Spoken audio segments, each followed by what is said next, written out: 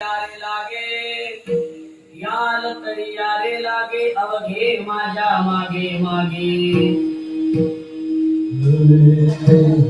याल तरी यारे लागे याल तरी यारे लागे अवघे माझ्या मागे मागे आजी देतो पोटभरी पुरे मनाल तो बरी हळूहळू झाला हळूहळू झाला कोणी कोणाशी न बोला आधी देतो पोट भरे पुरे मनाल तो बरी तुका म्हणे साना घाटे तिने नका भरू कोटे आजी देतो पोट भरे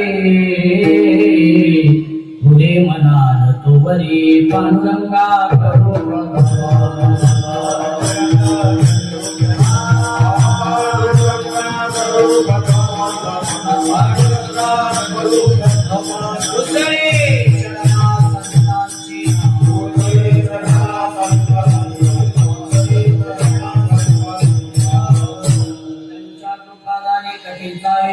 बाबाजी सद्गुरु दास तुका संपाद्य ज्ञानंच विधाय भक्तिं विलोकितोयेन समाधिराज वैराग्यवन्तं श्रीचारयुक्तं नमामि जोगं शिरसा गुरुन्तं जेने पंढरी साई खाच्या पुढे धामगाव केला वैकुंठाधिपती श्री विठ्ठल सखा सोयरा जोडीला जोगा भक्त विरक्त भूतवटी विख्यात बोधला त्या श्री संत सद्गुरुमान कोजी चरणी साष्टांग निघातीला मस्तकरी पाया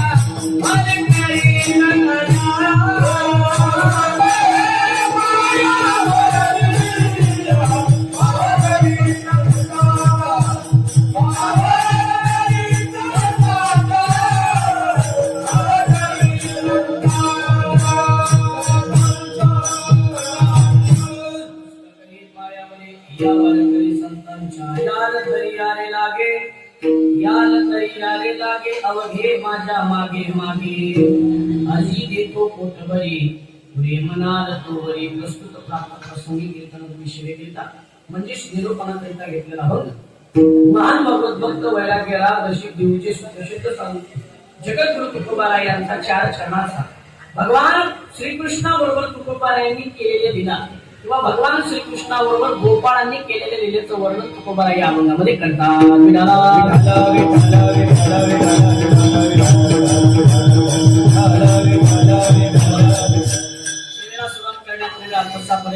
अत्यंत गरजेचा तो म्हणजे असा सालाबादाप्रमाणे आपल्या या शिवाई नगर मध्ये माय माऊली सेवा मंडळ बरोबर ना माय माऊली सेवा भावी मंडळ या मंडळाच्या वतीने सालाबादाप्रमाणे चालत असलेला हा 4 दिवसाचा 5 दिवसाचा 3.5 दिवस कमी झाले का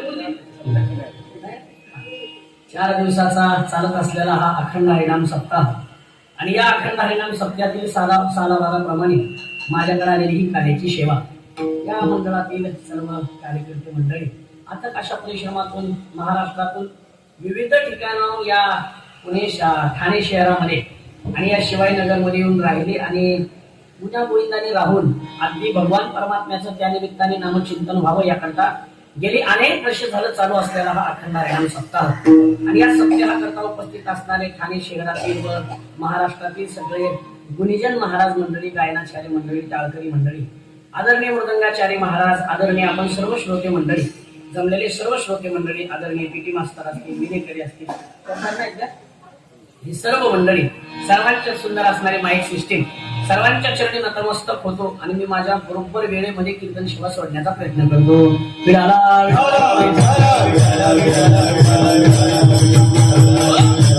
सेवेकरिता घेतलेला भंग जगद्गुरु तुकोबारायांचा आहे. ऐका, काला म्हटलं का काल्याच्या कीर्तनामध्ये दोन विषय ठरलेले असतात महाराज. काय?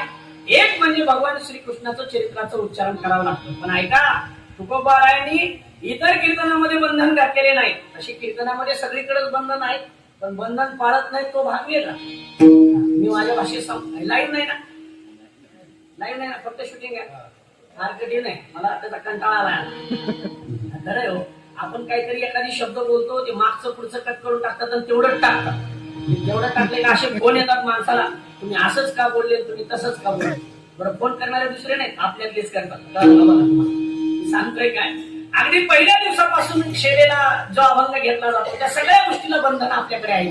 मी नेहमी विषय सांगते. पण काल्याच्या कीर्तनामध्ये तुकोबाराय इतर कीर्तनामध्ये जे बंधन आहेत, पहिल्या दिवशी नामपर प्रकरणातील अभंग घ्यावा गणेश महाराज, दुसऱ्या दिवशी संत प्रकरणातील घ्यावा, तिसऱ्या दिवशी करुणापर घ्यावा किंवा एखादी विरळणी घ्यावी, चौथ्या दिवशी पुन्हा भगवान परमात्म्याचं वर्णन करणारा किंवा भगवान परमात्म्याचं स्वरूपाचं चिंतन करणारा अभंग घ्यावा, पाचव्या दिवशी पंढरीपूर प्रकरण आळंदीपूर प्रकरणातील एखादे घ्यावा, सहाव्या दिवशी उपदेश प्रकरणातील घ्यावा आणि सातव्या दिवशी मागणी प्रकरणातील अभंग घ्यावा. हे सगळे नियम आहेत, पण हे नियम अलिखित आहेत. हे नियम कुठे लिहिलेले नाहीत, पण काल्याच्या कीर्तनात काय सांगावं हे मात्र जगद्गुरु तुकोबारायांनी लिहिलेलं आहे. चरित्र ते उच्चारावे गेले देवे गोकुळे, गेले देवे गोकुळे, गेले देवे गोकुळे. चरित्र ते उच्चारावे गेले देवे गोकुळे, गेले देवे गोकुळे,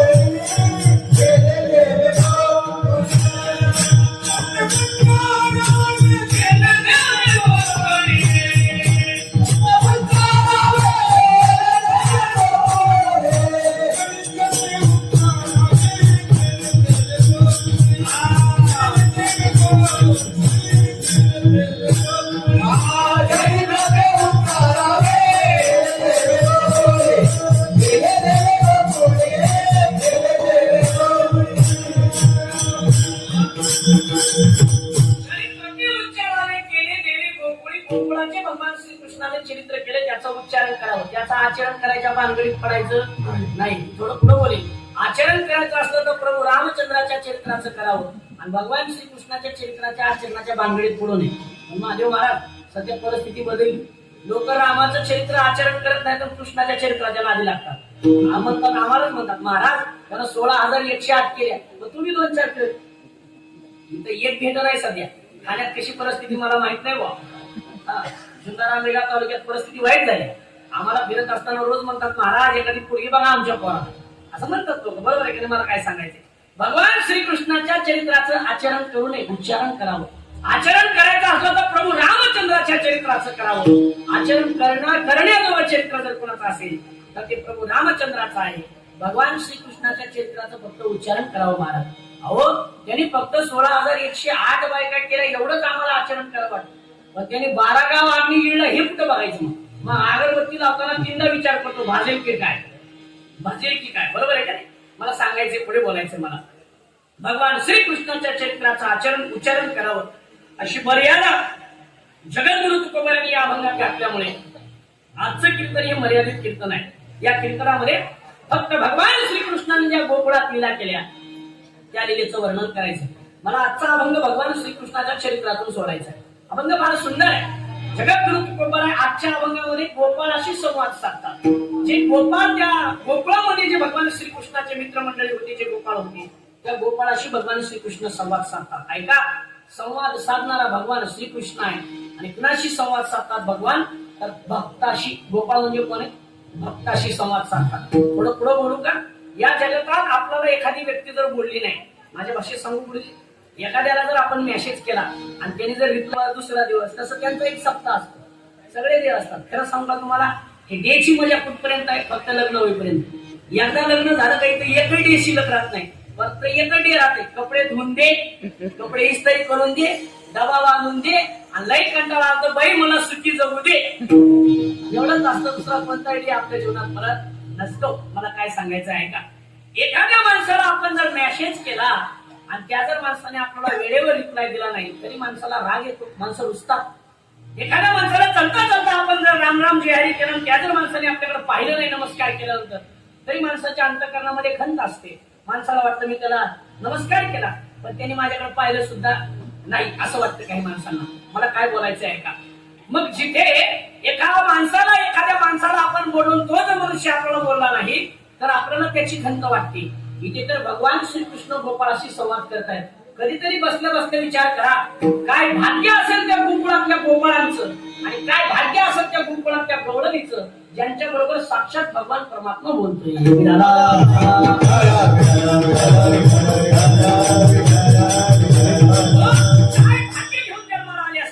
त्या गोकुळातल्या गवळणीशी खरं सांगू का, कधीतरी गोकुळामध्ये जाऊन या। अहो त्या गोकुळातल्या मातीचं सुद्धा भाग्य ज्या मातीत भगवान श्रीकृष्ण खेळले की नाही महाराज? ऐका, भगवान श्रीकृष्ण जन्माला येण्याच्या आधी या पृथ्वी तलावर अनेक जणांना आनंद झाला। भगवान श्रीकृष्ण जन्माला येण्याच्या आधी या गोकुळात पृथ्वी तलावर अनेक जणांना आनंद झाला। पुन्हा कुणाला आनंद झाला? ऐका, या पृथ्वी तलावर भगवान श्रीकृष्ण जन्माला येण्याच्या आधी आनंद झाला तो अष्टमीला। पुण्या दिवशी भगवान श्रीकृष्ण जन्माला आले अष्टमीला। त्या अष्टमीच्या आधी एकाला आनंद झाला, ते म्हणजे श्रावण मासाला। श्रावण मासाला एकाने विचारलं काय एवढा आनंदी आहे?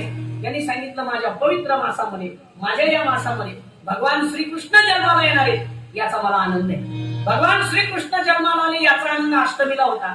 भगवान श्रीकृष्ण जन्माला येत आहेत याचा आनंद गोकुळाला होता। भगवान श्रीकृष्ण जन्माला येणार आहेत याचा आनंद काही डोहाला सुद्धा झाला। डोह करतो का? डोह कशाला म्हणतात? आटल्याला पाणी पुढे जातच नाही त्याला काय म्हणायचं?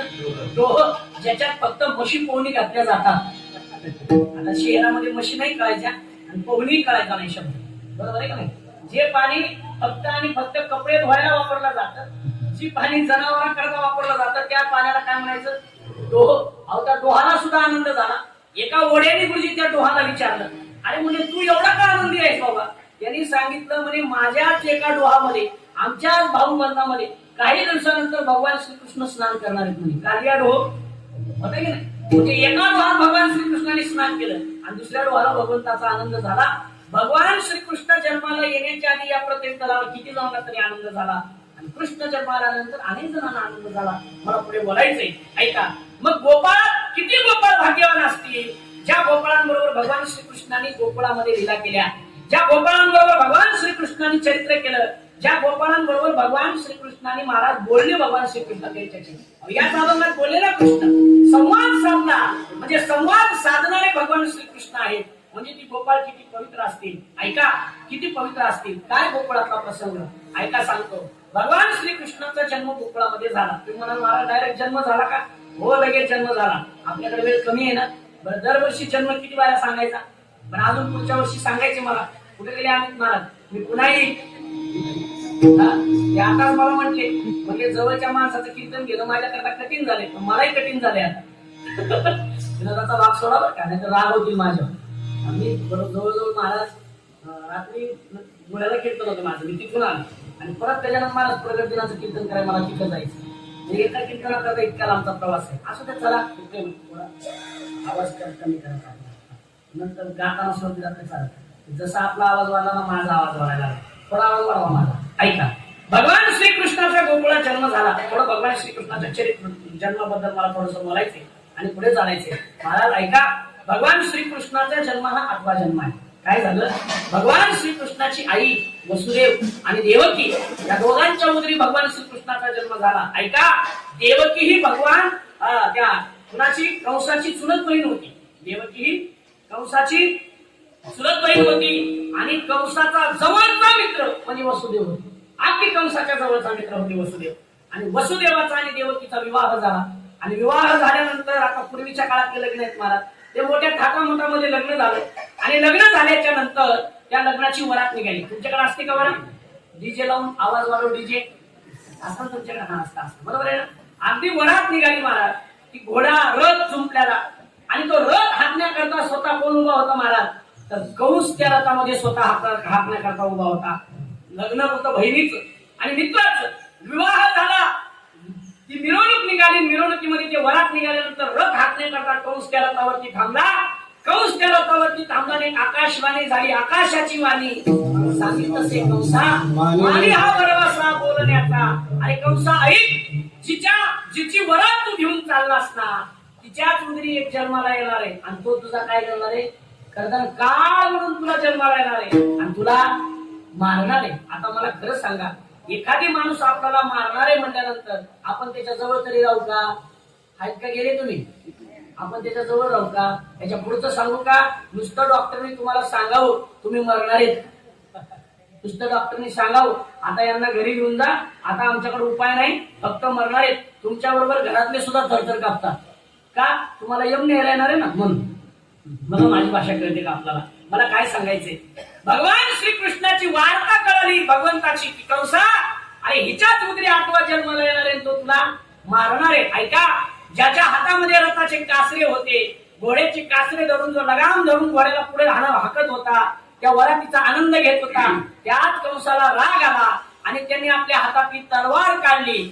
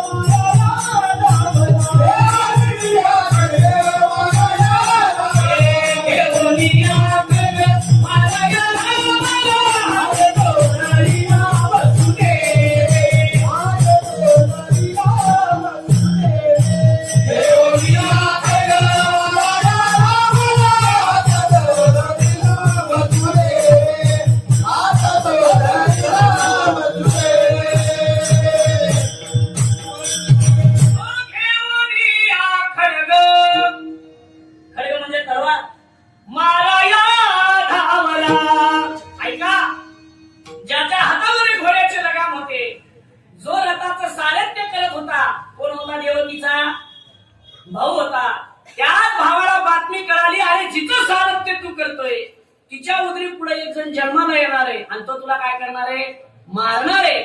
हातामध्ये तलवार घेतली आणि त्या देवकीला मारण्याकरता धावला. पण देवकीचा झालेला पती, त्याचं नाव आहे वसुदेव, वसुदेवाने त्याचा हात धरला त्या कंसाचा आणि सांगितलं, अरे कंसा काय करतोस, बहिणीला मारतोस का? स्त्री हत्येचं पात्र काही साधं आहे का? स्त्री हत्येचं पात्र काही साधं आहे का? आज बऱ्याच कंसाला ती गोष्ट कळत नाही, सोडून द्या. स्त्री हत्येचं पात्र आज बऱ्याच कंसाला कळत नाही. त्या काळात पूर्वी एकच कंस होता, आता गल्ली गल्लीत कंस आहेत. बघा माझं बोलणं कळतंय का? बऱ्याच कंसाचा बऱ्याच देवकीला त्रास आहे सध्या. कशा करता येते ते बी सांगतो, सही देत नाही म्हणून नाही, हे जरा लवकर कळत तुम्हाला. हायवेच्या कडाला एकर वर आहे, सही मागतो तर देत नाही, चाललं खडग घेऊन धावत. मला काय बोलायचे आहे का? वसुदेवाने सांगितलं, अरे स्त्री हत्येचं पात्र काही कमी आहे का? ही तर तुझी बहीण आहे, मारू नको. का मारतोयस? देव त्या कंसाने सांगितलं, म्हणे हिच्या उदरी 8वा जन्माला येणार आहे आणि तो काय करणार आहे, मला मारणार. हिलाच मारून टाकलं म्हणजे विषय संपला. प्रभू रामचंद्राच्या जीवनातला एक सुंदर दृष्टांत आहे पहा. प्रभू रामचंद्राला कैकेयीने वनवास सांगितला महाराज. प्रभू रामचंद्रा करता कैकेयीने वनवास सांगितला. कैकेयीने प्रभू रामचंद्राला नाही सांगितलं, पण कैकेयीचा जो पती होता राजा दशरथाला सांगितलं, माझे 2 वर तुमच्याकडे शिल्लक आहेत. राजा दशरथाने सांगितलं, काय पाहिजे सांग. त्यावेळेस पहिल्या वरामध्ये कैकेयीने मागितलं, कुणाला? आहेत का गेल्या? दशरथाला पहिला वर असा आहे माझा की राम प्रभूला वनवास, आणि दुसऱ्या वराचं द्यायचं असेल तर भरताला राज्य. आता वर होता महाराज, बायकोला दिलेला शब्द होता. माणसाने कुणाला दिलेला शब्द पाळता आला तर पाळा, नाही तर बायकोला दिलेला शब्द तरी पाळा. का पाळा? उद्या डबा व्हावा म्हणून. मग गरीब महाराज बरोबर आहे ना, बायकोला दिलेला शब्द नाही पाळा का 3-4 दिवस डबाच होत नाही. झाला डबा तर भाजी आणि तर होती, नाही तर खरडतही होती. बरोबर आहे ना? मग मला काय बोलायचे, शब्द दिला होता दशरथ राजाने, सांगितलं ठीक आहे पाठवतो. मग भगवान श्रीकृष्ण वनवासाला, भगवान राम प्रभू वनवासाला निघाले. मला पूर्ण इतिहास सांगायचा नाही, मला मारून टाकायचे, इथपर्यंत यायचे पुढे. भगवान राम प्रभू वनवासाला निघाले. वनवासाला निघाल्यानंतर पहिल्यांदा भगवान राम प्रभू कौशल्य मातेला भेटण्याकरता गेले. कौशल्य मातेला भेटण्याकरता गेल्यानंतर प्रभू रामचंद्राने सांगितलं, आई येतो मी. कौशल्यनी सांगितलं पुढे चालला. पुढे चालला म्हणजे काय? ऐका बरं, पुढे पुढे बोलायचं मला. कौशल्यनी सांगितलं पुढे चालला. पुढे चालला म्हणजे काय? मला माझ्या बाबांनी वनवास सांगितलाय आणि मी तिकडे चाललोय. अरे पण राम राज्याचं काय झालं? उद्या तुझा राम राज्याभिषेक होता. त्यांनी सांगितलं अयोध्येचं राज्य हे भरताला दिले. मग ऐका पुढे बोलायचे मला. कौशल्या म्हणली जर अयोध्येचं राज्य भरताला दिलंय तर तुला काय, तुला कोणतं राज्य आले? भगवान राम प्रभूंनी दिलेले फार उत्तर सुंदर आहे. भगवान राम प्रभूंनी सांगितलं मर्यादित असणारं अयोध्येचं राज्य भरताला दिलंय, पण अमर्यादित असणारं वनराज्य माझ्या वडिलांनी मला दिले. महाराज किती गोष्ट चांगली आहे बघा. आमचे सद्गुरू प्रभाकर दादा बोधले म्हणतात चांगल्यात वाईट शोधलं पाहिजे, वाईटात चांगलं शोधलं पाहिजे. भगवान राम प्रभूंनी सांगितलं अमर्यादित असणारं वनाचं राज्य मला दिले. कौशल्या माता म्हणजे ठीक आहे, पण आतापर्यंत कैकेयीच्या महालात काय चाललं होतं हे कौशल्याला काहीच कळालं नव्हतं. हटका गेल्या शेजारच्या फ्लॅट मध्ये किती इंची टीव्ही आणलाय पहिल्यांदा तुम्हाला कळतंय. शेजारच्या फ्लॅट मध्ये कोणता मोबाईल घेतलाय पहिल्यांदा कोणाला कळतंय? तुम्हाला कळलंय. पण शेजारच्याच महालात राहणारी कैकेयी तिने भगवंताकरता काय मागितलंय हे कौशल्या सुद्धा माहित नाही. तिला म्हणायचं कौशल्या. आता मला पुढे बोलायचं नाही. कौशल्याने सांगितलं ठीक आहे जावं लागेल तुला. प्रभू रामचंद्र कौशल्याचं दर्शन घेऊन सीता मातेकडे गेले. सीता मातेकडे गेले. सीता मातेकडे गेल्यानंतर सीता मातेच्या जवळ गेले. सीतेला सांगितलं सीते मी वनवासाला चाललोय, तुझं काय, तुला यायचंय का कसं? सीता मातेने सांगितलं प्रभू तुम्ही वनवासाला चाललात हे मला काय विचारताय? तुम्ही मला वनवासाला चाललात हे काय विचारताय? प्रभू रामचंद्रांनी सांगितलं तू माझी धर्मपत्नी आहेस म्हणून मी तुला सांगतोय मी वनवासाला चाललो. सीता मातेने फार सुंदर उत्तर दिलं महाराज. सीता मातेने सांगितलं प्रभू तुमच्या दृष्टीत मी तू कधी झाले? कारण का बघा तुमच्या दृष्टीत तुम्हाला सोडून मी तू कधी झाले म्हणजे विचारण्याकरता आणि परवानगी घेण्याकरता आणि परवानगी देण्याकरता माणसं किती पाहिजेत? अहो बोला की माणसं किती पाहिजेत? 2 पाहिजे. सीता मातेने सांगितलं प्रभू मी आणि तुम्ही एकच आहे मग विचारता कशा करता? महाराज नाथ महाराज रामायणामध्ये फार सुंदर वर्णन करतात बघा. नाथ महाराज म्हणतात भगवान राम प्रभू जर फुल असतील तर त्या फुलातला सुगंध म्हणजे सीता माता आहे. प्रभू रामचंद्र जर साखर असतील तर त्या साखरेतली गोडी म्हणजे सीता माता आहे. प्रभू रामचंद्र जर कवी असतील त्या कवीतलं पद जर असतील त्या पदातला अर्थ म्हणजे कोण आहे? सीता माता आहे. सीता मातेने सांगितलं प्रभू तुमच्या दृष्टीतून मी कधी झाली, मी वेगळी कधी झाली? सीता माता ही वनवासाला निघाली. मला पुढे बोलायचंय. भगवान राम प्रभू सीता माता वनवासाला निघाले आणि भगवान राम प्रभू आता लखनजीकडे जाते. मला मूळ मुद्द्यापर्यंत यायचे. लखनजीकडे गेले. लखनजीला सगळा इतिहास सांगितला. लखनजीने सांगितलं प्रभू वनवास कुणामुळे आलाय? बोला की तुम्ही जरा जास्त लांब बसले का ते सांगून मला असा गोंधळ झाल्यावर रोजच झाले मारत होते. कारण तुमची चुकी नाही हे आम्हालाच लागते नाही. त्यामुळे काय झालंय साऊंड असे समोर ठेवतात त्यामुळे माणसं बरी 2 फुटांना लांब बसायला लागले. बरेच नाही त्यांना काय बरं नाही साऊंड लावा तर पुन्हा काय परत म्हणतात महाराज तुमचं काय पण आमचं रोजच आहे पाहिजे ते रिप्लाय बी पाहिजे. ऐका लक्ष द्या. रामप्रभूंनी सांगितलं वनवास कुणामुळे वनवास आहे? कैकेयीमुळे. त्या लक्ष्मणजी सांगितलं प्रभू जर कैकेयीलाच मारून टाकलं तर? ऐका गेले तुम्ही. लक्ष्मणजी काय सांगितलं? कैकेयीलाच मारून टाकलं तर? मला माझ्या मूळ मुद्द्यापर्यंत यायचे. आलं ना लक्षात तुमच्या? इथे मारून टाकण्याचा विषय होता. प्रभू रामचंद्रांनी सांगितलं अरे लक्ष्मणा तसं चालत नाही. मला लक्ष्मणाचं चरित्र सांगायचं नाही. मला परत कंसाकडे यायचे. कंसाने सांगितलं जिच्यामुळे दुःख आहे तिलाच मारून टाकलं तर? आलं का लक्षात? तिलाच जर मारून टाकलं तर काय अडचण आहे? त्या वसुदेवाने सांगितलं अरे स्त्री हत्येचं पात्र काही साधं आहे का? तिला मारता येणार नाही. मग वसुदेवाने सांगितलं आहे आजपर्यंत जी तुझी बहीण होती आज आता कोण आहे? माझी धर्मपत्नी आहे. म्हणजे ही माझी अर्धांगिनी आहे. म्हणजे हिच्यावर पूर्ण माझा काय आता माझा विश्वास आहे आणि माझी ती अर्धांगिनी असल्यामुळे माझा अधिकार आहे. तू हिला मारू नको. पण हिच्या उदरी जे काही मुलं जन्माला येतील ते मुलं मी काय करतो तुझ्याकडे आणून देतो. ठरलं महाराज. आणि कारावासामध्ये दोघांना टाकण्यात आलं. वसुदेव देवकीला बंदीवासात म्हणजे कारावासात टाकलं. बरेच दिवस गेले. वसुदेव देवकीला पहिला मुलगा झाला. अरे सुंदर एवढासा मुलगा तो जन्माला आलेला. छोटस मूल ठरल्याप्रमाणे वसुदेवाने हातामध्ये घेतलं आणि हातामध्ये घेऊन ठरल्याप्रमाणे वसुदेव त्या मुलाला घेऊन अगदी कंसापर्यंत गेला. ऐका कंस आहे पण छोटस ते गर्भ बारकं मूल पाहिलं आणि कंसाला सुद्धा दया आली महाराज. कंस म्हणू लागला अरे रे किती छोटे छोटे याचे डोळे, किती याचे छोटे छोटे बोट आहे, किती छोटे छोटे याचे हात आहेत, किती सुंदर आहे हा मुलगा. कंस त्याचं वर्णन करू लागला आणि कंसाला त्याला मारण्याची इच्छा सुद्धा राहिली नाही. कंसाने सांगितलं मला कितवा मारणार आहे? कितवा? कितवा? आठवा. खालच्या म्हणून द्या ना. कितवा? कुणाला? खालच्या गेल्या. परत एकदा कितवा मारणार आहे? कोणाला आठवायचंय? कितवा मारणार आहे? कुणाला? हा? आणि तुम्हाला? बरोबर आहे ना? आठवा. कितवा मारणार आहे अमित महाराज? अहो आठवा. आपल्याला कितवा मारणार आहे? आठवा. आठवा नाही, आठवा. कितवा मारणार आहे? आठवा. हा, हे महत्वाचं आहे, कळलं पाहिजे. आठवा. कितवा मारणार आहे? आठवा. त्याला जसं आठवलं तसं आपण आठवा मारणार आहे कोणीतरी आपल्याला. मग त्या कंसाने सांगितलं मला कितवा मारणार आहे? आठवा मारणार आहे. काय केलं या मुलाने एवढं वाईट? कंसाने ते मूल घेतलं आणि वसुदेवाच्या हातात दिलं. महाराज तेवढ्यात नारद महर्षी प्रगट झाले. पुण्य सारावया आले देवऋषी. पुण्य सारावया आले देवऋषी. पुण्य सारावया आले देवऋषी.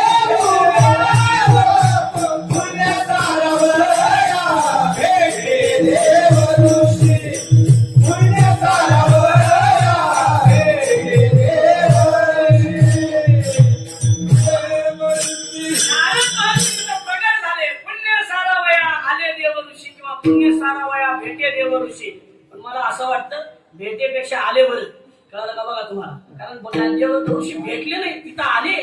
जिथं कंस होता तिथं आले ना. मग भेटे का आले? कोणतं घ्यायचे? वाढ वेगळे मग आलेच घ्यायचा. त्याचं कारण आहे महाराज. स्वानंद सुखनिवासी सद्गुरु जोग महाराजांच्या गाथ्यामध्ये आता आले केले. पांडुरंग बाबाचा गाथा बघा, आले का नाही? बरं चला, भेटे नाही तर आले. काही घ्या रे बुवा, तुमचं कुठं नादी लागलं. काय घ्यायचं मग आता? भेटे का आले? काय घ्यायचं महाराज? बरं ठीक आहे, भेटे तर भेटे. चला, पुण्य सारावया भेटे. याचा पाठी सगळे काढावंच लागणार आहे मला. हातात काठी घेऊन काढणार, साधे काढणार. कायच करायचं महाराज? मग इथलंच म्हणून नाही, ही फार कठीण परिस्थिती आहे. कारण कीर्तनकाराने एक म्हणायचं काय, त्याचं कारण आहे. ज्याच्या पाठातलं जसं असेल तो तसा म्हणतो. पण एक वाक्य सांगू का? तुम्ही कसंही म्हणा, ही वाणी संतांची आहे. विठाला विठाला विठाला विठाला विठाला विठाला. आपण सगळे घरातले म्हणून बोलू का महाराज? तुमचा माझ्यावर भरपूर अधिकार आहे, तुम्ही माझ्यापेक्षा मोठे. इतर काही म्हणण्यापेक्षा भेटे म्हणा, नाही तर आले म्हणा, पण अभंग म्हणा. दुसरं काही म्हणण्यापेक्षा अभंग म्हणा ना. नाहीतर काय पाण्याला जाते पाणी घेऊन येते, त्याच्यापेक्षा बरं आहे नाही. बरोबर आहे का नाही? बरोबर आहे गुरुजी. पाण्याला जाते पाणी घेऊन येते. बाई पाणी जाण्याचं तर गावाकडेच राहायचं, आळंदीला काय लागेल? कायच करा महाराज. कुठून या गवडणी आणतात काय मलाच कळत नाही बघा. कुठून आणलंय तेच कळत नाही ना. माथ्यातलं गावाकडे येत होतं म्हणून शिकण्याकरता आळंदीत ठरत. आळंदीत तेच म्हणत हरिपाठ म्हण. मला काय म्हणायचं पुढे सांगा, ऐका बोलायचं मला. पुण्य सारावया भेटे देवऋषी. आणि वधी बालकाशी ठेवू नको. भगवान परमात्म्याने सांगितलं. अरे नारदांनी सांगितलं, अरे कंसा ऐक म्हणे. कंसाला सांगितलं, ऐक कंसा, तुला कितवा मारणार आहे? बोला की आठवा. आठवा लक्षात ठेवा, शेवटपर्यंत द्रुपद आहे आजचं. तुला कितवा मारणार आहे? आठवा मारणार आहे. अरे पण पहिला कधी आठवा होईल आणि आठवा कधी पहिला होईल सांगता येईल का? तुला सांगता येणार आहे का? समज 1 2 3 4 5 6 7 8 8 मुलं जर उभा केली आणि ती जर गोल उभा केली तर त्यातला आठवा कोणता सांग? काय सांगितलं भगवंताला कंसाला? त्यातला आठवा कोणता? त्या कंसाने विचार केला, तुमचं बरोबर आहे. कंसाने सांगितलं बरोबर आहे. मग आठवा लक्षात येणार नाही. ऐका, थोडं पुढे बोलायचंय मला. कंसाने जर त्या मुलाला मारलं नसतं तर पुढे भगवान श्रीकृष्ण जन्मालाच आले नसते मायबाप. कंसाचं पुण्य संपवायचं होतं म्हणून कंस त्या ठिकाणी आला. थोडं पुढे बोलू का? मुलं मारणे म्हणजे कंस, मुलं मारणे म्हणजे पुण्य संपवणं आहे. आणि गर्भातली मुलं मारणे म्हणजे किती पुण्य संपवणं ते आपलं आपलं बघा. आता विठाला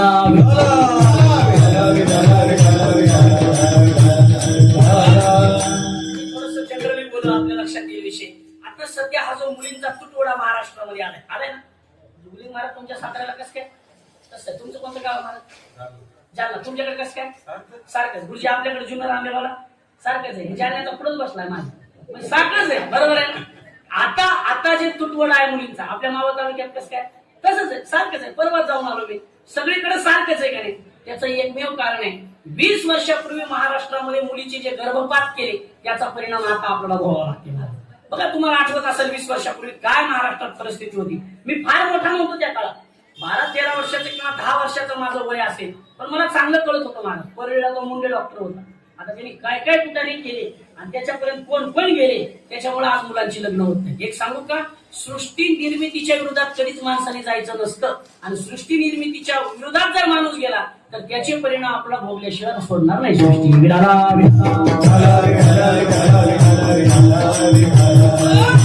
काळात जर सगळ्या मुलींना वाटता जन्माला आल्या असत्या तर आज काळ आज त्यांची लग्न झाली असती. मला आज परिस्थिती महाराष्ट्राची अशी आहे. आज महाराज मी माझं स्वतःच उदाहरण सांगतो. गुरुजी माधवी मी बोललो या गोष्टीवर.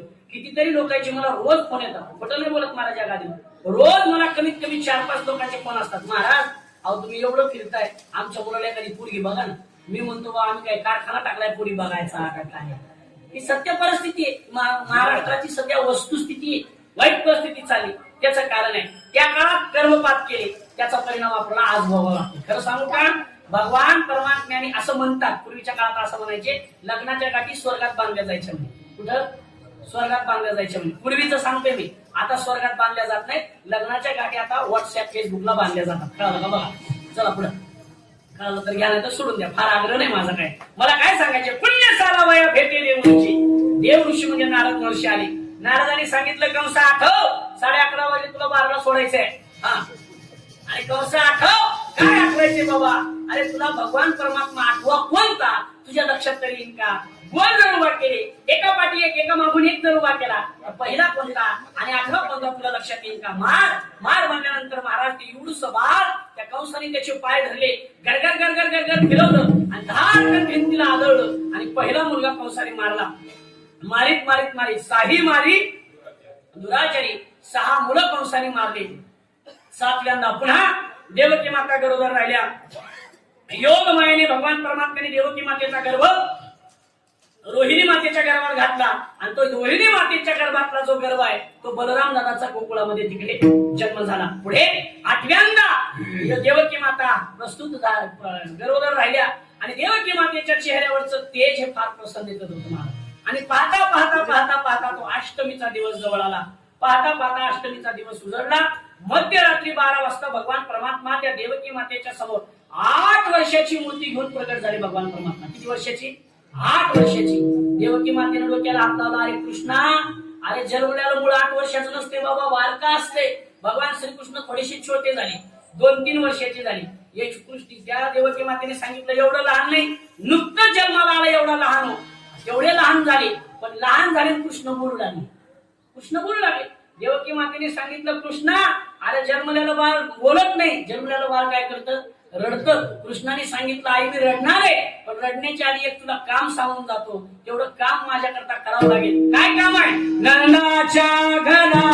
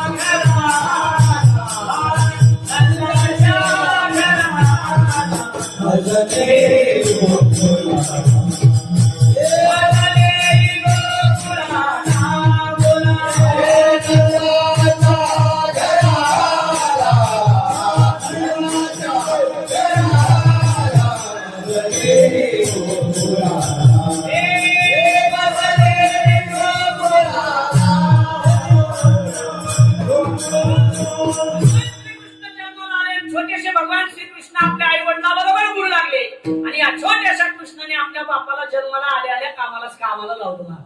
म्हणजे कृष्णाने बापाला काम सांगितलं. आताची पोरं आपल्याला काम सांगतात, वाईट वाटून घ्यायचं नाही. कळलं का? बघा, आताची पोरं आपल्याला काम सांग, कृष्णाने देवाने सांगितलं ना बापाला काम, मग आपली पोरं आपल्याला येता येता वडापावाला म्हणतात. आपलं काय काय शंकाच नाही मला. कृष्णाने सांगितलं नंदाच्या घराला, मजनी गोकुळाला. आणि वसुदेवाने सांगितलं कृष्णा तुझं सगळं बरोबर आहे बाबा, तुझं काही चुकीचं नाही, मी तुला गोकुळाला नाही, मी तुला कुठेही घेऊन जाईल, पण आमच्या हातापायामध्ये बिड्या बांधल्या, एवढं बांधलेलं आहे, एवढे बंधन आहे, त्याचं काय करायचं? कृष्णाने सांगितलं काळजी करू नका, उचलला कमळापती पायीची बंधनी गळती. भगवान श्रीकृष्णाने सांगितलं फक्त मला उचलून खांद्यावरती घ्या, तुमचे बंधन गळल्याशिवाय राहणार नाहीत. ऐका, मला पुढे बोलायचंय. माणसाने जर देवाला डोक्यावर घेतलं तर माणसाला बंधन राहत नाही. म्हणून माणसाने कुणाला डोक्यावर घेतलं पाहिजे? देवाला डोक्यावर घेतलं पाहिजे.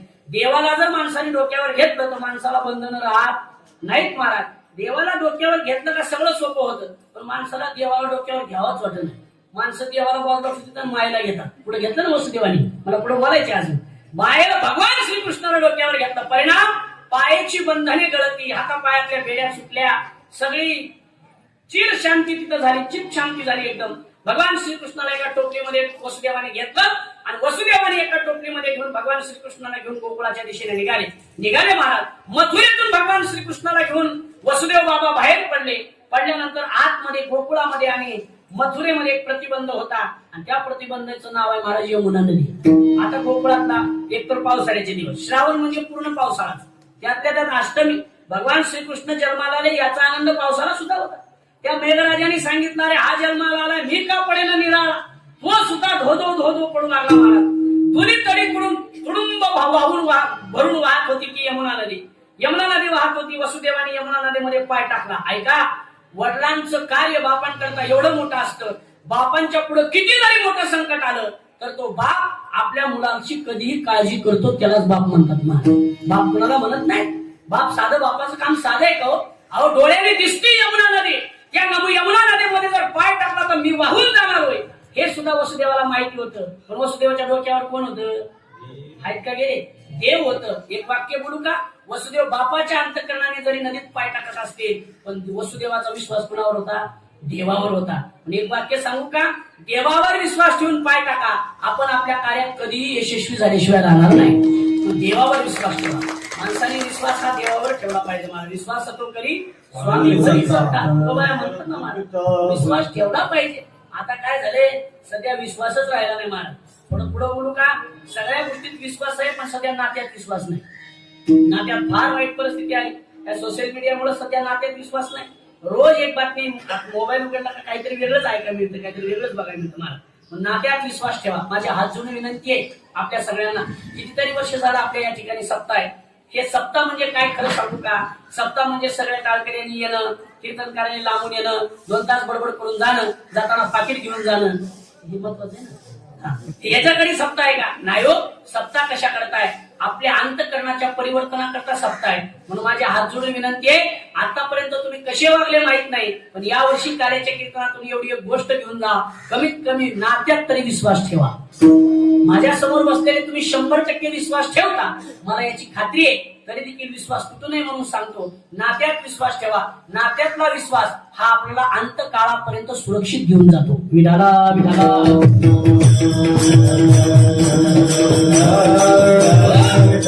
शंकेची पाल चुकचुकली, माणसाचं तिथं कल्याणच झालं. कल्याणात पुन्हा भिवंडी होत असते, बरोबर आहे का नाही? मग शंकेची पाल अंतःकरणामध्ये चुकचुकणी करी. मला पुढे बोलायचे. विश्वास होता देवावरती, डोक्यावरती कृष्ण होता, नदीमध्ये पाय टाकला. पाहता पाहता कमर इतकं पाणी आलं, पाहता पाहता छाती इतकं पाणी आलं, पाहता पाहता वसुदेवाच्या तोंडात नाकात पाणी जाऊ लागलं. वसुदेव पाहता पाहता संपूर्ण पाण्याच्या खाली उडाले महाराज. अहो उडाले खाली. का उडाले? त्याचे कारण सांगतो. जी यमुना माता वाहत होती, त्या यमुने मातेला वाटत होतं पहिल्यांदाच कृष्ण बाहेर आलाय आणि त्या कृष्णाच्या दर्शनापासून मी लांब का राहू. म्हणून भगवान श्रीकृष्णाने विचार केला, आता याच्यावरी जर पाणी आलं तर आपल्या पप्पाचं काही खरं नाही. भगवान परमात्माने आपला अंगुष्ठ काढला, पुरा चढला चाचा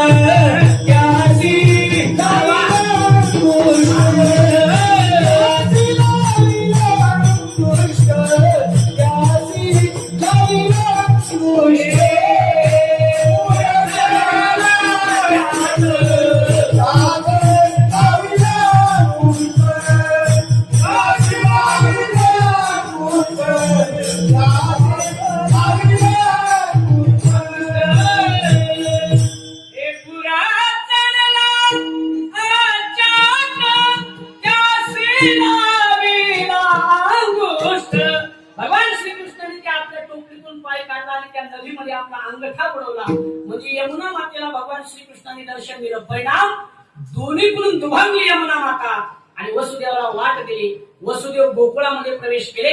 आता गोकुळातली काय परिस्थिती आहे सांगतो. देवकी माता गरोदर आहे, आपले यशोदा माता गरोदर आहे आणि यशोदा मातेला शांत झोप लागली आणि यशोदा मातेच्या उदरी एक जन्माला आलेलं बाळ आहे, तिचं नाव आहे माया. ती मुलगी जन्माला आलेली. आता ऐकावं, यशोदा माता बाळंतीण झाल्या. आता हा बाळंतीण शब्द आपल्याला कळायचा नाही, कारण बाळंतीण शब्द इंग्रजी आहे आणि डिलिव्हरी हा शब्द मराठी आहे. बरोबर बरोबर आहे ना. यशोदा माता नाही ना, कसं आहे मग, म्हणजे डिलिव्हरी शब्द इंग्रजी आहे का? काय महाराज, सध्या कुणी म्हणतच नाही आमच्या घरात बाळंतीण झाले, आमच्या घरात प्रस्तुत झाले, असं कुणी म्हणतच नाही. डिलिव्हरी मी म्हणत असतो, डिलिव्हरी तर सध्या घरोघरी चालू आहे. कुणाची पिझ्याची डिलिव्हरी, कुणाची बर्गरची डिलिव्हरी, हेडफोन डिलिव्हरी, फोन डिलिव्हरी, काय घ्यायची ते डिलिव्हरीच आहे. तरी म्हणा ना बाळणपण, बाळणपणामध्ये एवढी ताकद आहे तेवढी त्या डिलिव्हरीत नाही. मायबाप आपण स्टँडर्ड व्हावं. माणसाने मी परवा कीर्तनामध्ये बोललो, आता येणाऱ्या 27 तारखेला आपण मराठी दिवस साजरा करणार आहोत. बरोबर आहे. येणाऱ्या 27 फेब्रुवारीला आपण जागतिक मराठी दिवस साजरा करतो. पण गुलिंग महाराज, मराठी दिवस साजरा करण्याकरता बरेचसे मराठी माणसं एकत्र येतात आणि त्यातला एक मराठी बोलणारा माणूस भाषण करतो आणि भाषण करता करता मराठीत सांगतो. मराठीचं वर्णन करत करत असताना सांगतो, जरा गरम झालंय फॅन लावा. कळलं का तुम्हाला? कळलं का नाही? कळलं असलं तर घ्या, नाही तर सोडून जा. प्रसाद आहे. म्हणजे मराठी भाषेचा गौरव करण्याकरता एकत्र येतात आणि बोलता बोलता काय बोलतात? इंग्रजी बोलतात. बोलतात की नाही इंग्रजी? सध्या मराठी भाषा लोपच चालू. मी जाणीवपूर्वक एक वाक्य बोलतो, माझ्या समोर बसलेल्या कुणी उठून सांगायचं. घरात जर पाहुणे आले तर माणसं म्हणतात एक ग्लास भरून पाणी. एक ग्लासला दुसरा मराठी शब्द काय? पेला. नाही, रात्री पेलेला पेला नाही, तो पेला नाही, तो पेला इकडच्या कामाचा नाही. ग्लासला शब्द काय?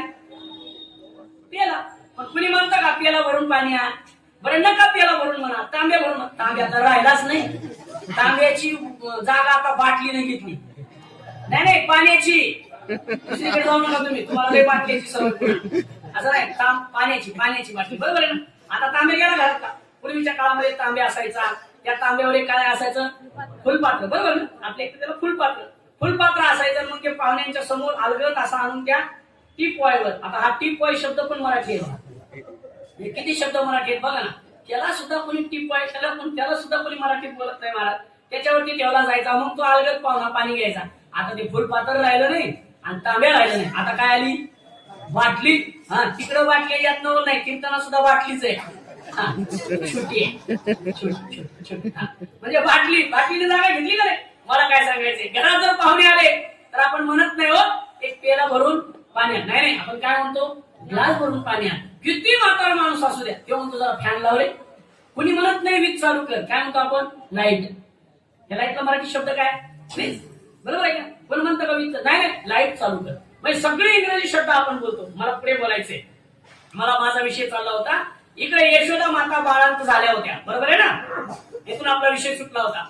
यशोदा माता इकडे बाळांत झाल्या होत्या. यशोदा मातेच्या उदरी एक मुलगी जन्माला आलेली होती. मला पुढे बोलायचंय.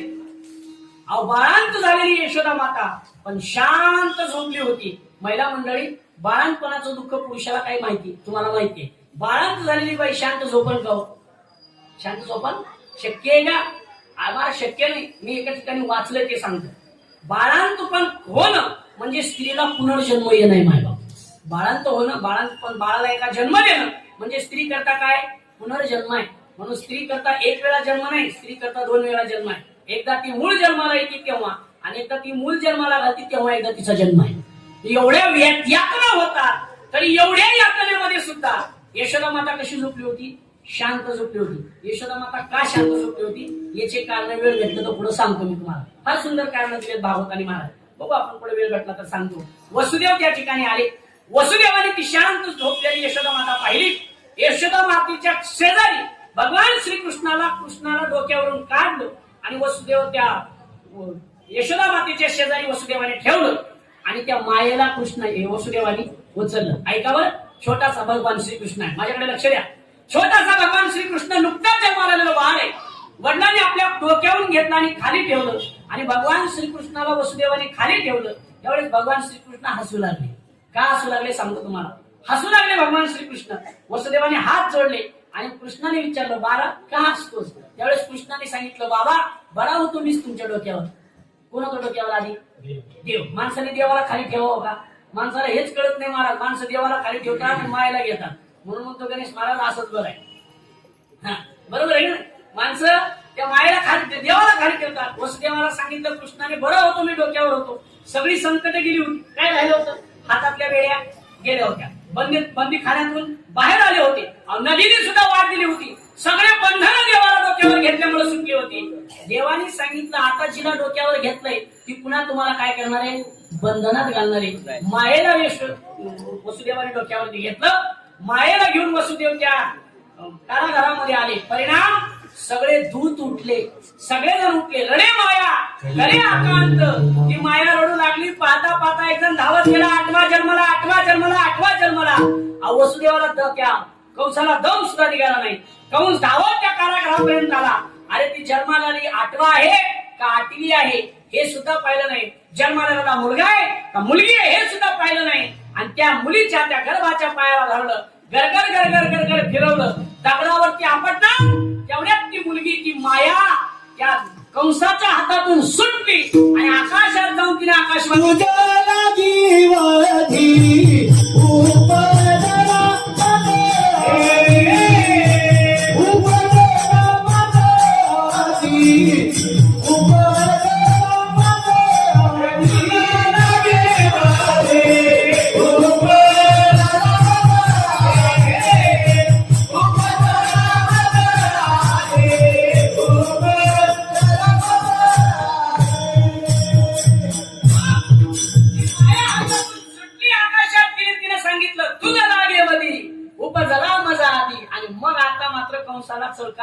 दृष्टा चळकाप सुटला.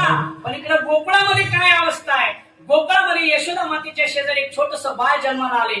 आणि ती गोकुळामध्ये पहिल्यांदा वर पाहिलं कोणी तर नंद बाबाची बहीण होती, जिचं नाव आहे सुनंदा. पूर्वीच्या काळात असं होतं म्हणे, मला माहित नाही, मी वाचल्याला सांगतो. पूर्वीच्या काळात असं होतं म्हणे, भाऊजाईचं बाळंतपणे ननंद करायची. कोण करायची? ऐका गेल्या तुम्ही?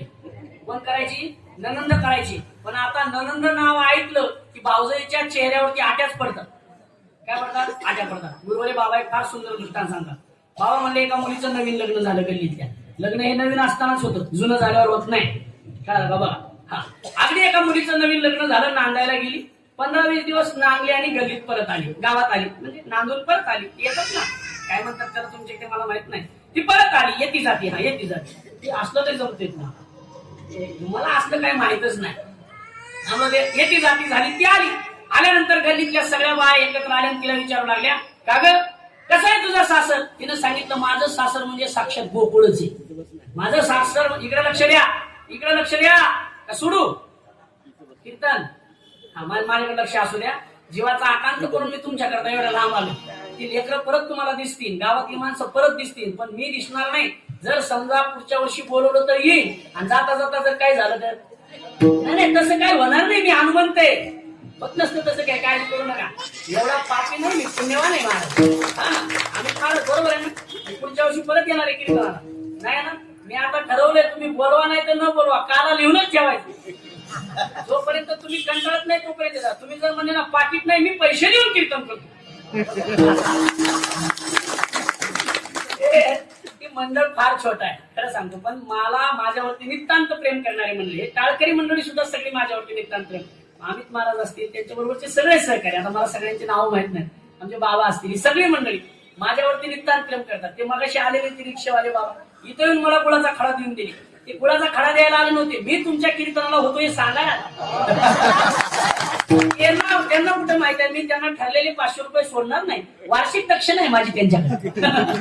विनोदाचा भाग सोडा, पण एक प्रेमाचे माणसं आहेत महाराज सगळे, त्यामुळे मी इथपर्यंत आलोय. काय चाललं होतं आपलं? कीर्तन. वा, हा, त्या बात आहे. असंच कीर्तन ऐका. दरवर्षी हात आपण घेतो हे सांगतो मी. ऐका, पूर्वीच्या काळात ती मुलगी नांदायला गेली आणि नांदून आल्यानंतर गल्लीतल्या बाया तिला विचारू लागल्या, बाई तुझं सासर कसं आहे ग? ती म्हणली, माझं सासर म्हणजे साक्षात गोकुळ आहे. एवढा आनंद झाला. ती म्हणली, वा वा वा. तुझा सासऱ्याचा स्वभाव कसा आहे? ती म्हणली, माझा सासरा म्हणजे भगवान शंकरच. वा वा वा. ती म्हणे तुझा सासरा शंकर. मग सासू कशी? ती म्हणे सासू म्हणजे साक्षात जगदंबा पार्वती माताच. तिने वा काय वर्णन केलं. बाळा गप्प बसत नाहीत महाराज. एका प्रश्नाचं उत्तर झालं का पुन्हा प्रश्न विचारतात. त्यांनी विचारलं बाई तुझं सासर गोकुळासारखं आहे, तुझा सासरा भगवान श्रीकृष्ण शंकरासारखा आहे, तुझी सासू पार्वती मातेसारखी आहे, मग तुझा नवरा कसा आहे? तिने सांगितलं भगवान शंकराच्या पुढचाच. काय कळालं? काय भगवान शंकराच्या पुढे कोण असते? नंदी. बहीण कोण म्हणलं? बघा मला बहीण म्हणत्या, मी नाही म्हणलो. मग यात म्हणतात तुम्हाला भगवान शंकराच्या पुढे कोण असतं? माझा नवरा म्हणजे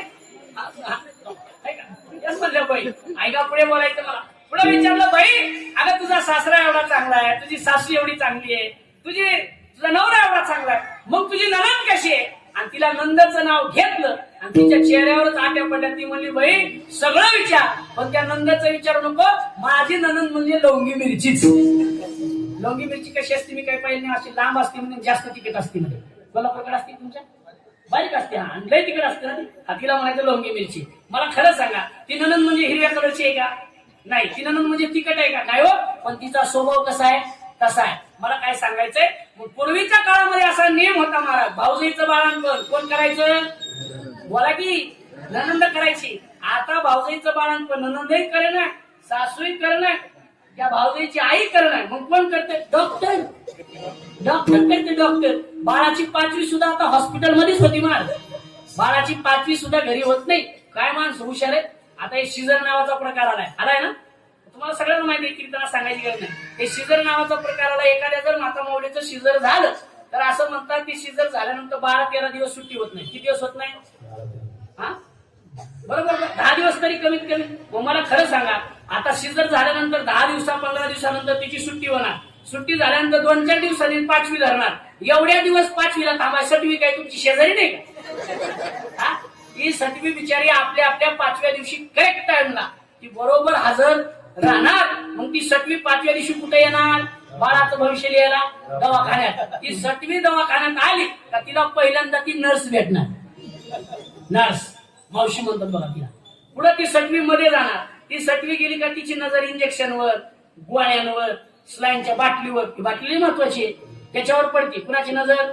7वीची. आपल्या इकडे पाठ पुजला जातो का 5वीला? बोला की पुजला जातो ना. त्याच्यावर काय काय ठेवलं जातं? पाटी, पेन्सिल, बरोबर आहे ना. पेन, वही ठेवली जाते ना. आता मोबाईल 2-4 सिम कार्ड ठेवत जा. हा ते बी ठेवत जा. एखादी रिमोट गेम ठेवत जा त्याच्यावर. ते बी गरजेचं आहे मला. 2-4 गाड्याच्या चाव्या ठेवत जा. ते 5वीच्या दिवशी का ठेवलं जातं? कारण 7वीची नजर त्याच्यावर पडल्यानंतर त्या बाळावरती संस्कार होतात. आता महाराज आमच्या मावळातली बरोबर आहे ना. तुमच्या इकडे एक परंपरा आहे. आता आमच्या जुन्नर आंबेगाव तालुक्यात झाले. यांच्या इकडे एक परंपरा आहे. 5वी म्हणलं का भजन. बरोबर आहे ना. 5वी मुलगी असो नाही तर मुलगा असो 5वी म्हणलं का भजन. का भजन? कारण त्या दिवशी 7वी आली तिच्या कानावर जर गोड अभंग पडला तर ती त्या मुलाचं भविष्य दिसताना हरिभक्त परायणच किती मास. बरोबर आहे का नाही. म्हणून भजन आपले काम पाटील. मला पुढे बोलायचंय. ऐका. ती मग 7वी कुठे येते? आहेत का गेल्या दवाखान्यात. ती 7वी दवाखान्यात येते. ती 7वी गाऊन घालून बसलेल्या 7वीकडे बघते. का बघा तुम्हाला आता गाऊन घालून बसलेल्या 7वीचं बाळ असतं तिच्या मांडीवर. मग त्या 7वीनं काय लिहावं महाराज? हरिभक्त परायण लिहावं, भागवताचार्य लिहावं, रामायणाचे काय लिहिणार ते 7वी? मग मला पुढे बोलायचंय. पूर्वीच्या काळामध्ये अशी प्रथा होती. भाऊजाईचं बाळंतपण कोण करायचं?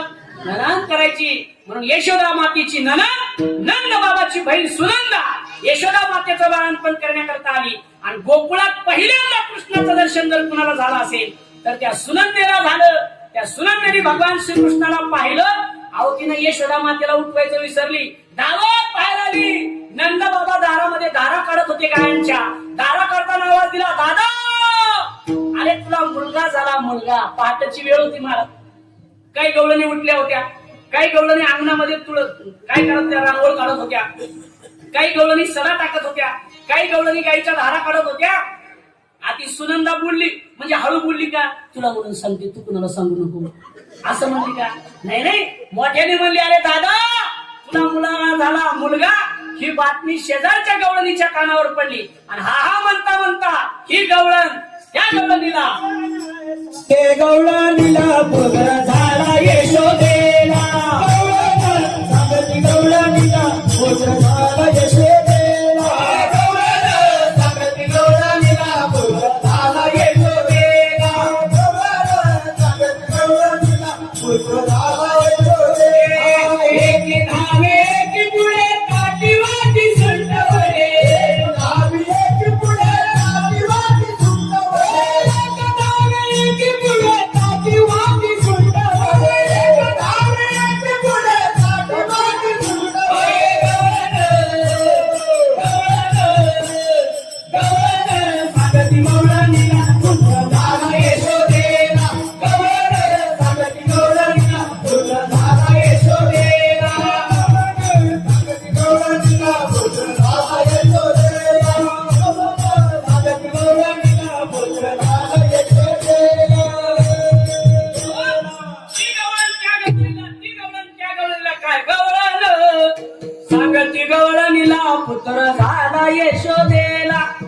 नंदबाबाचं कुठं नावच नाही. पुत्र कोणाला झाला? यशोदेला झाला. नंदबाबाला झाला असं कोणी म्हटलं नाही. बघा मला थोडासा बारकावा सांगायचंय. नंदबाबाच्या बहिणीनं पहिल्यांदा कृष्णाला पाहिलं. गुरुजी धावत बाहेर आली म्हणजे दादा, अरे तुला मुलगा झाला. मुलगा कुणाला मुलगा झाला? अहो बोला की, दादा म्हणजे कोण? नंदबाबा. ती कुणाला मुलगा झाला म्हणली? दादा तुला मुलगा झाला. आणि कुणी ऐकलं? गवळणीने ऐकलं. गवळणीने काय म्हणायला पाहिजे होतं? पुत्र झाला नंदबाबाला असं म्हणायला पाहिजे ना. नाही, त्या म्हणल्या पुत्र झाला यशोदेला. त्याचं एकमेव कारण आहे, बाळंतपणाच्या व्यथा ज्यांनी सहन केल्या त्याचंच नाव अग्रगण्य असतं, म्हणून मातेचं नाव आधी लावलं जातं माझ्या. त्याचं एवढंच कारण आहे, कारण काही वेगळं नाही. म्हणून पुत्र झाला यशोदेला असं पाहता पाहता पाहता सगळ्या गोकुळातल्या गवळणी एकत्र आल्या. भगवान श्रीकृष्णाचं दर्शन करू लागल्या. पाहता पाहता आता भगवान श्रीकृष्ण लहानाचे मोठे होऊ लागले. लहानाचे मोठे होऊ लागले. भगवान श्रीकृष्णाचा वेळ कमी असल्यामुळे रांगू लागले. कसे रांगू लागले? तळवे तळहात तळहात टेकीत, तळवे तळहात तळहात टेकीत, हे गावे गुडघ्याने गुडघ्याने रांगत, गावे गुडघ्याने गुडघ्याने रांगत. तळवे तळहात तळहात टेकीत, तळहात तळहात टेकीत, हे गावे गुडघ्याने गुडघ्याने रांगत, गावे गुडघ्याने गुडघ्याने रांगत. कधी रंगनाथ तरुण देखी लागत रे, कधी रंगनाथ तरुण देखी लागत रे. तळहात तळहात टेकीत, कळवळ तळहात तळहात टेकीत, गावे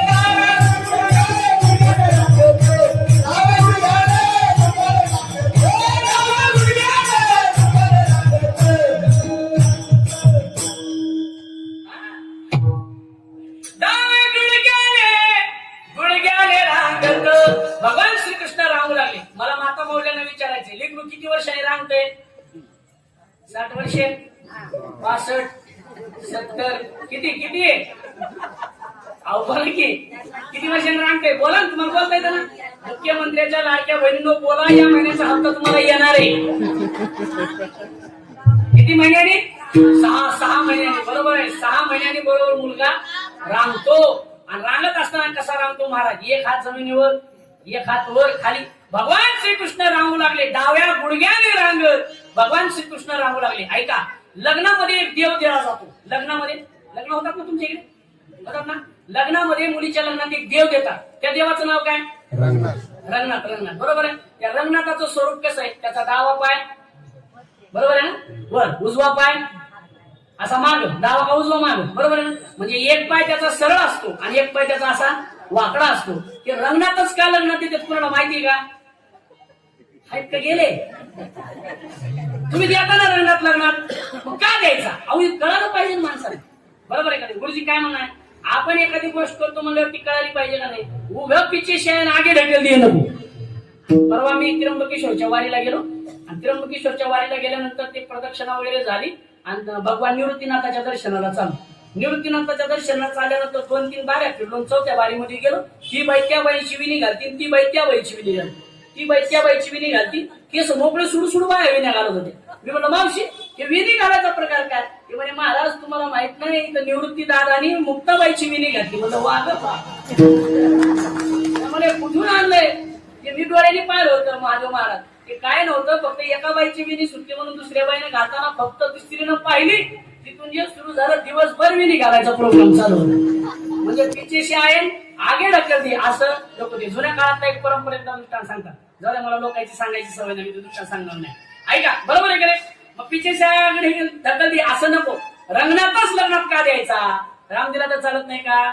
ऐका, रंगनाथ का द्यायचा? कारण भगवान श्रीकृष्ण रांगत असताना भगवान श्रीकृष्णाने पहिल्यांदा उजवा हात पृथ्वीवर ठेवला आणि पृथ्वीला सांगितलं, भिवू नकोस, तुझ्या संरक्षणाकरता मी आज आलोय. भिवू नको, मी तुझ्या संरक्षणाकरता आलोय. आणि भगवान श्रीकृष्णाने सांगितलं, आपला उजवा पाय परमार्थ जीवन जगत असताना आपला उजवा पाय परमार्थात पाहिजे आणि डावा पाय प्रपंचात पाहिजे, तर माणसाचं जीवन यशस्वी होतं. म्हणून रंगनाथ लग्नात दिलं जातं. येत असताना त्या जावयाला सांगत जा, भगवान श्रीकृष्णाने जसं पृथ्वीचं संरक्षण केलं बाबा, तसं माझ्या पुरीचं संरक्षण कर आणि हा रंगनाथ घे असं सांगत जा.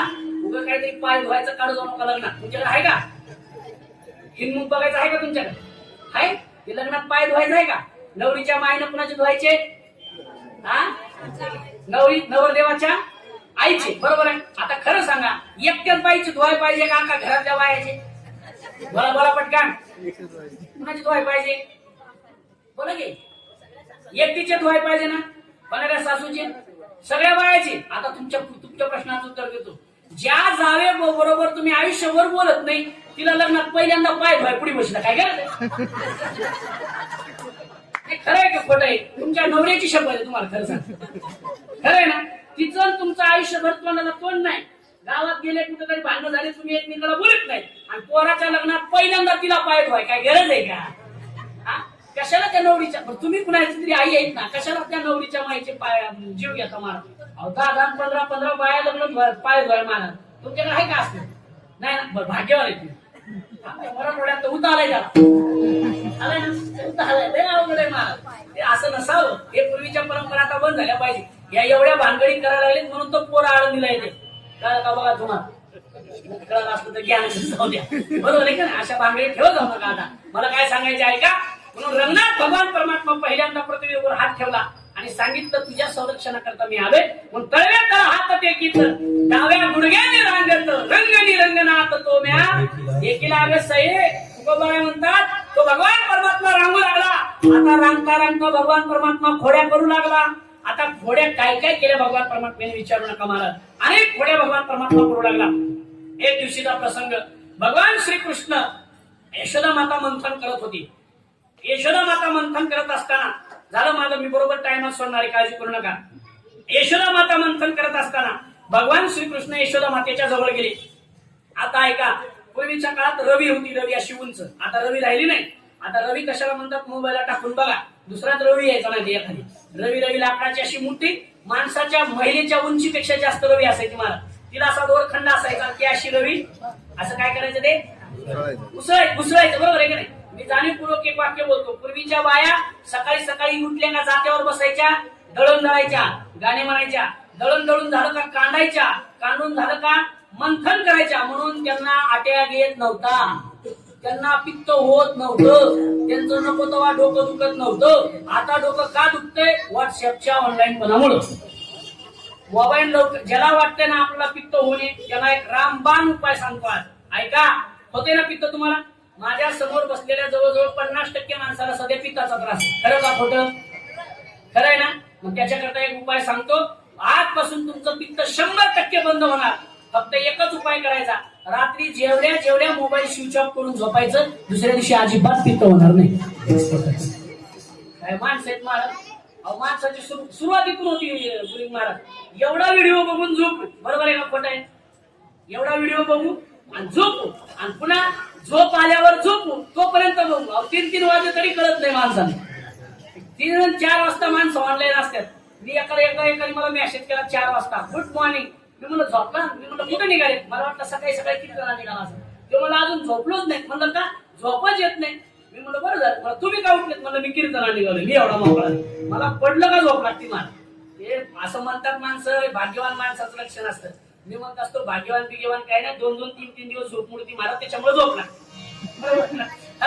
पडलं का लगेच झोप लागते महाराज मला. ते काय सांगतात तुम्हाला एवढी घाण सवय लागली माणसाला मोबाईल बघण्याची. बघूनही या मताचा मी नाही पण त्याला लिमिट असावं लिमिट लक्षात ठेवा.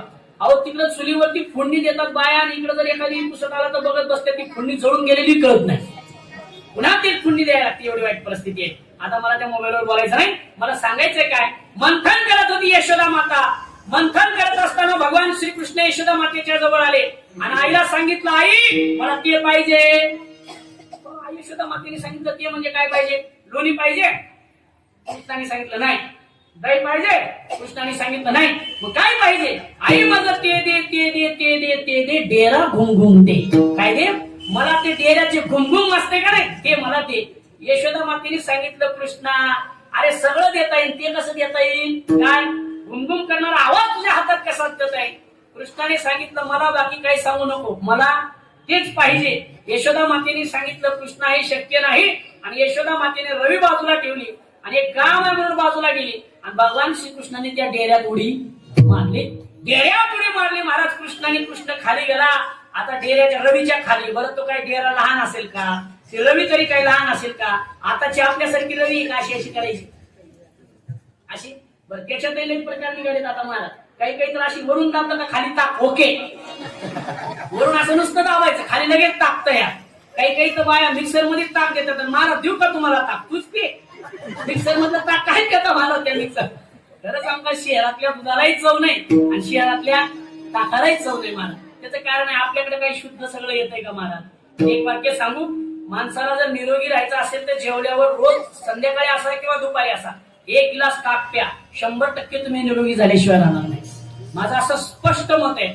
जेवल्यानंतर नको त्या गोळ्या खाण्यापेक्षा जेवल्यानंतर 1 ग्लास ताक प्या. तुम्ही लवकरच निरोगी व्हाल निरोगी. पण आपल्याला चांगलं पटत नाही आणि वाईटाच्या नादी लागल्याशिवाय राहत नाही. भगवान श्रीकृष्णाने त्या डेऱ्यात उडी मारली. बरोबर 12 वाजता भगवान श्रीकृष्णाने डेऱ्यात उडी मारली. 12:15 पर्यंत बाहेर काढायचे कृष्णाला आपल्याला. डेऱ्यात कृष्णाने उडी मारली. यशोदा माता आली. यशोदा माताला वाटलं कृष्ण कुठेतरी खेळायला गेला. यशोदा मातेने पुन्हा मंथन चालू केलं. अहो महाराज भरपूर यशोदा मातेने मंथन केलं पण लोणी काही वर येईना. गुणवाने शिळवाने घालिता. महाराज ते मंथन करत असताना एक प्रकार आहे पहा. काय असतं? थंडीच्या दिवसामध्ये त्याला गरम पाणी टाकावं लागतं. बरोबर ना महाराज? थंडीच्या दिवसात गरम पाणी टाकावं लागतं आणि उन्हाळ्याच्या दिवसात गार पाणी टाकावं लागतं. तर ते लोणी काय होतं? वर येतं. मग आता पूर्वीच्या काळात गार पाणी म्हणजे शिळं पाणी. रात्रीचं पाणी गार असायचं आणि गरम पाणी दोन्ही पाणी टाकले तरी लोणी वर येईना. यशोदा मातेला वाटलं लोण्याचा गोळा कुठंतरी खाली दडलाय की काय. म्हणून यशोदा मातेने माझ्याकडे बघा. कधी कधी कीर्तनकाराकडे बघितलं पाहिजे काळा असला तरी. यशोदा मातेनं आपलं ब्लाऊज असं मागं केलं. हे मी मुद्दाम सांगितलं तुम्हाला बरं का, कारण सध्या ब्लाऊजला भायाच राहिलं नाही म्हणून मी सांगितलं. माफ मागून एक वाक्य बोलू का? थोडं बोलतोच मी तुमच्या मुलासारखं आहे. तुम्हाला राग आला तर तुमच्यात बदल तरी होईल. पूर्वीच्या काळात ब्लाऊज फक्त स्लीवलेस होते. आता पोटलेस टॉप निघालाय. पोटलेस हा ना महाराज. इथून वर इकडे खाली काय? अरे काय आपण कुठल्या परंपरेत आहे? छत्रपती शिवाजी महाराजांचा, ज्ञानोबा तुकोबारायांचा हा महाराष्ट्र आहे. या महाराष्ट्राला कलंक लागला असं आपण अजिबात वागू नये. एक वाक्य सांगू का? आपल्याकडून देवाचं काही, आपल्याकडून धर्माचं देवाचं काही चांगलं करता आलं तर करा. वाईट तरी कमीत कमी करू नका मान. आपण शहरात राहिलो म्हणजे काही स्टँडर्ड चालू करू. हा शिवलेस ब्लाऊज हे फोटो रिकामे ठेवाय कशासाठी आहे? मी खरं सांगू का? फॅशन माणसाने करावी पण आपल्या जे ह्याला शोभती त्यालाच करावी. मला एक कळलं नाही अजून पुरुषाचे कपडे बदलले नाही. पुण्या माणसाने धोतर सोडून गाऊन घातला का? सांगा एक माणूस सांगा मला. हा माणूस धोतर घालत होता आणि आता गाऊन घालतो असा आला का? मग माणसांमध्ये बदल नाही. तुमच्या फॅशन मध्ये महिन्याला काय बदल व्हायला लागला? मग आता मी दक्षिण भारतामध्ये फिरायला गेलो होतो. 100 माणसं होती माझ्या बरोबर. बाबा 100 माणसं माझ्या बरोबर होते. काही 70 वर्षाच्या म्हाताऱ्या होत्या. आता तरुण वयात ड्रेस घातला नाही तिकडे ड्रेस घातला होता. काही गरज आहे का? आपलं मस्त नवारी घालतात ते चांगलं आहे का नाही महाराज? आपण आपली संस्कृती सोडू नये कधी. माणसाची संस्कृती माणसाने कधीच सोडली नाही पण महिलांची संस्कृती महिन्याला बदलते. याचा कधीतरी विचार करा. जग किती बदललं याच्यापेक्षा आपण आपल्या जीवनात बदल करायचा असेल तर कपडे बदलले म्हणजे माणूस स्टँडर्ड होत नाही. माणसाने आपले स्वतःचे विचार बदला तेव्हा माणूस स्टँडर्ड होतो. कपडे बदलले म्हणून आपण स्टँडर्ड होत नाही. आपले विचार बदलले पाहिजे. कपडे स्टँडर्ड घेतले डोक्यात घुसटलेले विचार तसेच आहेत. काय उपयोग नाही. मला पुढे बोलायचंय ऐका. यशोदा मातेने ब्लाऊज असं मागं केलं. मी एका सांगितलं कारण त्या काळात ब्लाऊज कुठपर्यंत होतं? इथपर्यंत होतं. इथलं इथपर्यंत आलं. इथलं इथपर्यंत आलं. अजून थोड्या दिवसांनी काय होते काय माहिती. जाऊ दे तिकडे. असं मागं घेतलं आणि यशोदा मातेने डेऱ्यात हात घातला तर भगवान श्रीकृष्णाचे केस यशोदा मातेच्या हाताला लागले. कृष्णाला असा भगवंताला उचलून काढला वर काढला आणि यशोदा माता कृष्णाला म्हणते अरे कृष्णा एवढी मोठी रवी आहे. ती रवी जर तुझ्या डोक्यात लागली असती तर काय तुझे हात झाले असते? कृष्णाने सांगितलं मी असताना रवीची काय हिंमत आहे मला लागायची? नाही कळलं का तुम्हाला? रवी कुणामुळे चालती? माझ्यामुळे. कृष्णाने अशा खोड्या करायला चालू केल्या आणि खोड्या करत असताना भगवान श्रीकृष्ण आता लहानाचे मोठे झाले. अनेक खोड्या केल्या महाराज. आता पुढे मला बोलायचंय. फार सुंदर एक दृष्टांत आहे. जाऊ दे एवढा दृष्टांत सांगतोच. भजन करा विडाला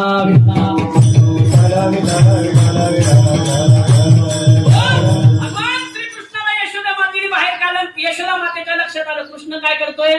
खोड्या करतोय. कृष्णाने अनेक खोड्या केल्या होत्या. कृष्ण एका उखळावर चढायचा आणि रोजच दही दूध चोरायचा. कृष्णाला यशोदा मातेने पाहिलं, सांगितलं कृष्णा तुला आता शिक्षा करावी लागेल.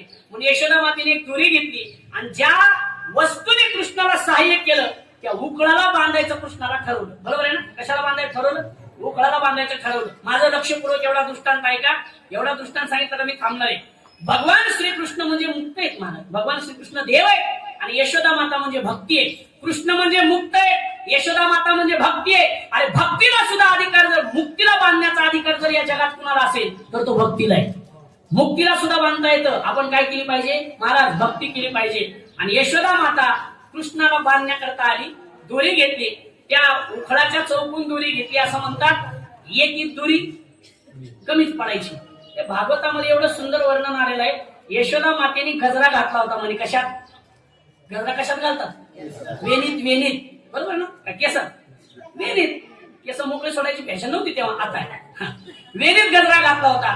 त्या भागवतकारांनी एवढं वर्णन केलंय. यशोदा मातेचा तो गजरा हलायचा आणि एक एक त्या गजऱ्याचं फुल भगवान श्रीकृष्णाच्या चरणावर पडायचं. मला कशावर पडायचं? चरणावर पडायचं. त्या दुसऱ्या फुलाने त्या फुलाला विचारायचं, अरे आई साहेबाच्या डोक्यावर तू असताना खाली का चाललास? त्यांनी सांगायचं, अरे एवढाच चान्स आहे कृष्णाच्या दर्शनाचा, पुन्हा कृष्ण आपला कधी भेटणार आहे? ह्या गोकुळात काय महाराज वर्णन आहे हो. त्या फुलांचं वर्णन केलंय भागवतामध्ये. त्या फुलांचं वर्णन केलंय. ते फुलं कृष्णाच्या चरणावर पडायची. यशोदा माता बांधण्याचा प्रयत्न करते. शेवटी यशोदा मातेने कृष्णाला बांधलं. ऐका, कृष्ण हा मुक्त आहे, कृष्ण हा देव आहे. पण देवाला सुद्धा, मी मगाशी बोलतो, देवाला सुद्धा बांधण्याचा अधिकार कुणाला असेल तर ते भक्तीला आहे. यशोदा माता भक्त आहे. यशोदा मातेने कृष्णाला त्या कशाला बांधलं? उखळाला बांधलं. आता पुढे काय झालं तर इतिहास मला सांगायचा नाही. अशा अनेक प्रकारच्या लीला भगवान श्रीकृष्ण करू लागले. आणि लीला करता करता कृष्णाला आता सांगितलं यशोदा मातेने, कृष्णा आता बस झालं, तू घरात फार फड्या केल्या, आता तू काय कर, थोडा बाहेर फिर, जरा 4 माणसांमध्ये फिर, म्हणजे तुला अक्कल येईल. असं माणसं म्हणतात की नाही? 4 माणसांमध्ये जा, 4 माणसांमध्ये बस, उठ, जरा इकडं तिकडं भजनाला जा. घरीच भजन करशील तर तुला टाळ चुकलेला तर कोण सांगेल? जरा शहाण्या माणसांमध्ये भजन करून बघ, म्हणजे तुझं चुकल्याला कुणीतरी सांगेल. कृष्णाने सांगितलं ठीक आहे. भगवान श्रीकृष्णाने घर सोडलं. भगवान श्रीकृष्ण चौकात आले. सगळे गोपाळ भगवान श्रीकृष्णाच्या चौकून जमले. सगळ्या गोपाळांनी कृष्णाने विचारलं, का रे म्हणे तुमच्या तब्येती अशा कशा लुकड्या? ते म्हणे गोकुळात एवढं दही दूध दोन्ही असताना सुद्धा एवढ्या कशा लुकड्या? एक गोपाळ पुढे आला, त्यांनी सांगितलं, कृष्णा दूध सगळं डेअरीला आणि ताक आमच्या डेअरीला. झालं का बघा? दूध सगळं कुठं? डेअरीला आणि ताक आमच्या डेअरीला. कृष्णाने सांगितलं, मग असं तुमची परिस्थिती राहिली तर तुमच्या तब्येती कशा सुधारायच्या? त्यांनी सांगितलं, कृष्णा आता आमच्या तब्येती सुधारायचं कोणाच्या हातात आहे? तुझ्याच हातात आहे. तू काय करायची ती कर बाबा. कृष्णाने सांगितलं, हे बघा, मी तुमच्या तब्येती सुधारवतो, मी तुम्हाला दष्टपुष्ट करतो खाऊन, पण त्याच्याकरता आपल्याला काय करावं लागेल? चोरी करावं लागेल. चोरी म्हणल्या जमलेले सगळे गोपाळ पळून गेले. त्या काळातले गोपाळ चोरीला घाबरत होते. आता चोरी करण्याकरता निवडून येतात. चला पुढं ऐका. त्या काळातले गोपाळ चोरीला घाबरत होते महाराज. आता काय काय तुम्हाला सगळ्याला कळलं. चोरी करण्याकरता प्रवेश करतात. कशात? सत्ताधारी पक्षात. आता एवढं स्पष्ट बोलायचं म्हणजे माझी कीर्तन बंद होती. बरोबर आहे का नाही? अगदी मग ते त्या काळामध्ये सगळे चोर गोपाळ सगळे पळून गेले. कृष्णाने सांगितलं, इकडे इकडे इकडे इकडे पळू नका, पळू नका. त्यांनी सांगितलं, चोरी करायची म्हणजे दुसऱ्या गोष्टी चोरी करायची नाही. आपल्या कशाची चोरी करायची? दही दूध तूप लोण्याची चोरी करायची. खाण्यापुरतं आपण चोरायचं. बरं, कुणाच्याही घरी जायचं नाही. एक वाक्य लक्षपूर्वक ऐका. भगवान श्रीकृष्ण कधीच कुणाच्या घरी बळून गेले नाहीत. ज्यांनी ज्यांनी कृष्णाला आमंत्रण दिलं त्यांच्याच घरी जाऊन भगवान श्रीकृष्णाने चोरी केली. गोकुळातले गोपाळ सगळे तयार झाले. गोपाळांनी सांगितलं, कृष्णा सांग, मग चोरी करायचं म्हणजे काय काय साहित्य आणू? चाकू, तलवार, बंदूक, कुऱ्हाडी. कृष्णाने सांगितलं असलं आणायचं नाही. काय आणा? घ्यारे सामुग्री चोखट, खडे सराटे काट्या, नीट हे सगळं घ्या. हे सगळं घेतलं. कृष्णाने सांगितलं, आजपासून मी म्हणन तसं तुम्ही वागायचं. त्याचा परिणाम मी तुम्हाला पोटभर देतो. अभंगाचं पहिलं चरण. याल तरे यार याल तरे यार याल तरे यार याल तरे यार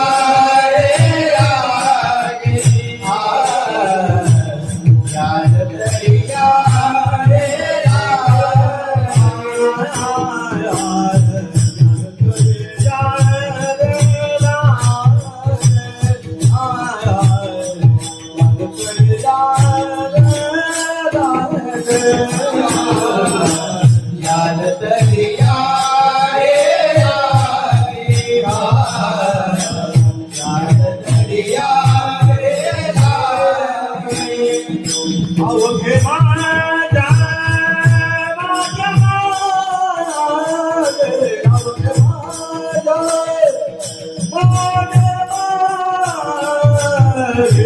लागी दे तो बोला आय आय लागी दे तो बोला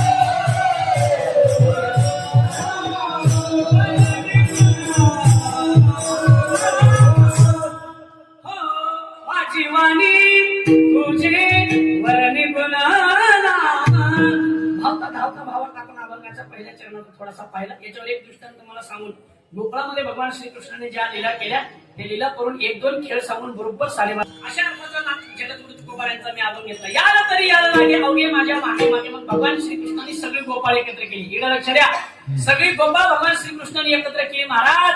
आणि कृष्णाने गोपाळ सगळे एकत्र केली. सांगितलं कृष्णाने एक काय काय, इकडे लक्ष द्या, याला तरी यायला लागे अवघे माझ्या मागे मागे. माझ्या मागे मागे यायचं, आगाऊपणा करायचा नाही, इकडे तिकडे जायचं नाही, अजिबात आगाऊपणा करायचा नाही, कुणी कुणाला काही बोलायचं नाही. कसं चाला, हळूहळू चाला, कोणी कोणाशी न बोला, कुणाला काही बोलायचं नाही, फक्त माझ्या मागे मागे यायचं. भगवान श्रीकृष्णाने सांगितल्याप्रमाणे गोपाळ सगळे चालले.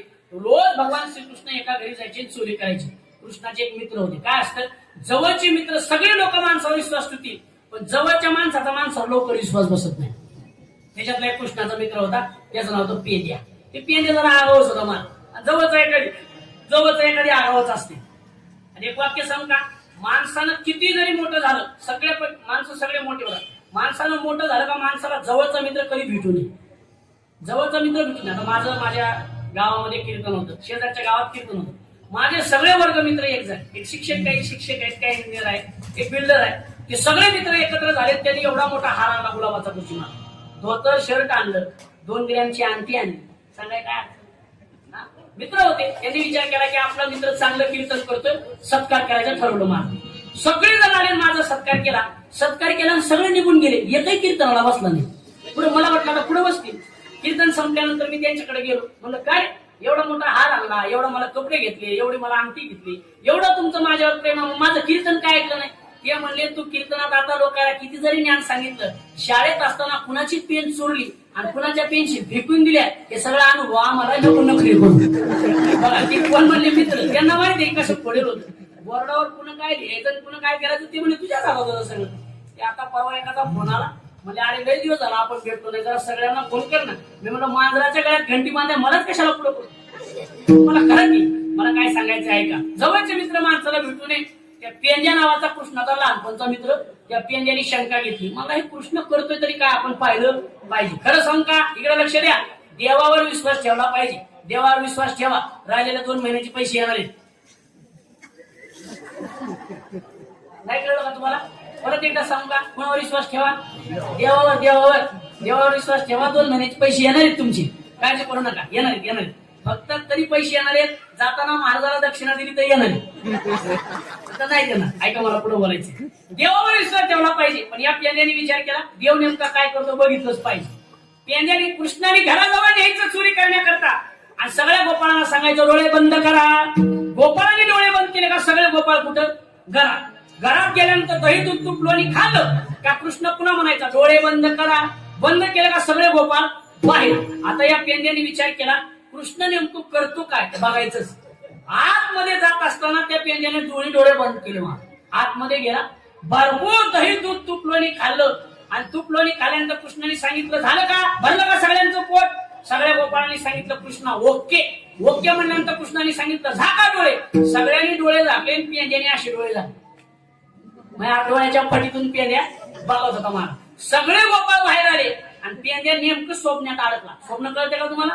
पूर्वीच्या घराला वरती त्या टेरिस हा मराठी शब्द आहे आणि धाबा हा इंग्रजी शब्द आहे. कळलं का तुम्हाला? माळवंद म्हणतात आमच्या मराठवाड्यामध्ये, बरोबर आहे का? त्या माळवंदाला अशा खिडक्या असायच्या, त्याला काय म्हणायचं? स्वप्न. त्या खिडकीमध्ये पेंद्या अडकला. कमरेपासून खाली घरात आणि कमरेपासून वरती. महाराज कृष्णाने तिथं त्याला पेंद्याला अडकवलं आणि जाता जाता गवळणीला उठून कृष्ण गेला. आता गवळणी काही साधे आहेत, रोजच गोपाळ चोऱ्या करत होत्या. गवळणी 4-5 जणी अशा आल्या आणि असा पेंद्या हाणला. पेंद्या म्हणला कृष्णा तुझ्या पाया पडतो बाबा, मला बाहेर घे. याच्यानंतर तुझ्यावर कधी शंका घेणार नाही. इडी बिडी तुझ्याकडेच राहू दे. कळलं का नाही तुम्हाला? तुझ्याकडेच राहू दे सगळं. इडी बिडी नको. विश्वास फक्त कुणावर ठेवतो? देवावर ठेवतो. त्यांनी सांगितलं तुझ्यावरच विश्वास आहे. काही म्हणणार तर तुलाच पाठिंबा आहे, तुझाच महापौर कर, पण आमच्याकडे काही येऊ देऊ नको. असं म्हणल्यानंतर कृष्णाने सांगितलं पेंद्या झाक डोळे झाक. म्हणल्या पेंद्याने डोळे झाकले आणि दाडकन पेंद्या बाहेर पडला. थोडं पुढं सांग का? नामदेव महाराज वर्णन करतात. गवळणीचं प्रमाण माझ्याकडे उपलब्ध नाही. नामदेव महाराज बाळखेडमध्ये सांगतात पेंद्या 15 दिवस लंगडत चालत होता म्हणे. एवढा वाकडा झाला, सरळ होता पण तो वाकडा झाला, एवढा आणला. अशा अनेक प्रकारच्या खोड्या भगवान श्रीकृष्णाने केल्या. नको त्यांच्या घरी भगवान श्रीकृष्ण जायचे आणि चोरी करायचे. चोरी करता करता करता करता आता बरेच दिवस झाले. गोकुळामध्ये भगवान श्रीकृष्ण चोऱ्या करू लागले. एक दिवशीचा प्रसंग. यशोदा मातेने सांगितलं कृष्णा आता गावात तुझं राहणं बस झालं. लई खोड्या केल्या म्हणले गावात. तू किती खोड्या करतो म्हणे? 12, 12, 12, 20 झाले. तुला काही कळते का नाही? तू सकाळी इडली वडा पोहे खाऊन आलाय, आमचं काय? कृष्णाला सांगितलं त्यांनी हो इडली वडा आणि पोहे खाऊन आलाय, आमचं काय? त्यांनी सांगितलं आमचं काय कृष्णा? चल उद्या जाई राहणार सवे घेऊन गोधना. कृष्णाला सांगितलं उद्यापासून तू गाई राखण्याकरता राहणार जा. कृष्ण तिकडे सुद्धा एकटा गेला नाही. तिकडे सुद्धा कृष्णाने व्हॉट्सअपला ग्रुप केला. ग्रुपला मेसेज केला उद्या सकाळी ठीक 8 वाजता सगळ्या गोपाळांनी गाया घेऊन यायचं. यशोदा मातेने भगवान श्रीकृष्णाला सुंदर सजवला. कसा सजवला ऐका. खांद्यावरती घोंगडी दिली, हातामध्ये काठी दिली. खांद्यावरी कांबळी हातामध्ये काठी चाली करते. तसे खांद्यावरी कांबळी हातामध्ये काठी तेरी करते. सावळा जगदेवी देतो, सावळा जगदेवी. खांद्यावरी कांबळी हातामध्ये काठी तेरी करते. खांद्यावरी कांबळी हातामध्ये काठी तेरी करते. सावळा जगदेवी देतो, सावळा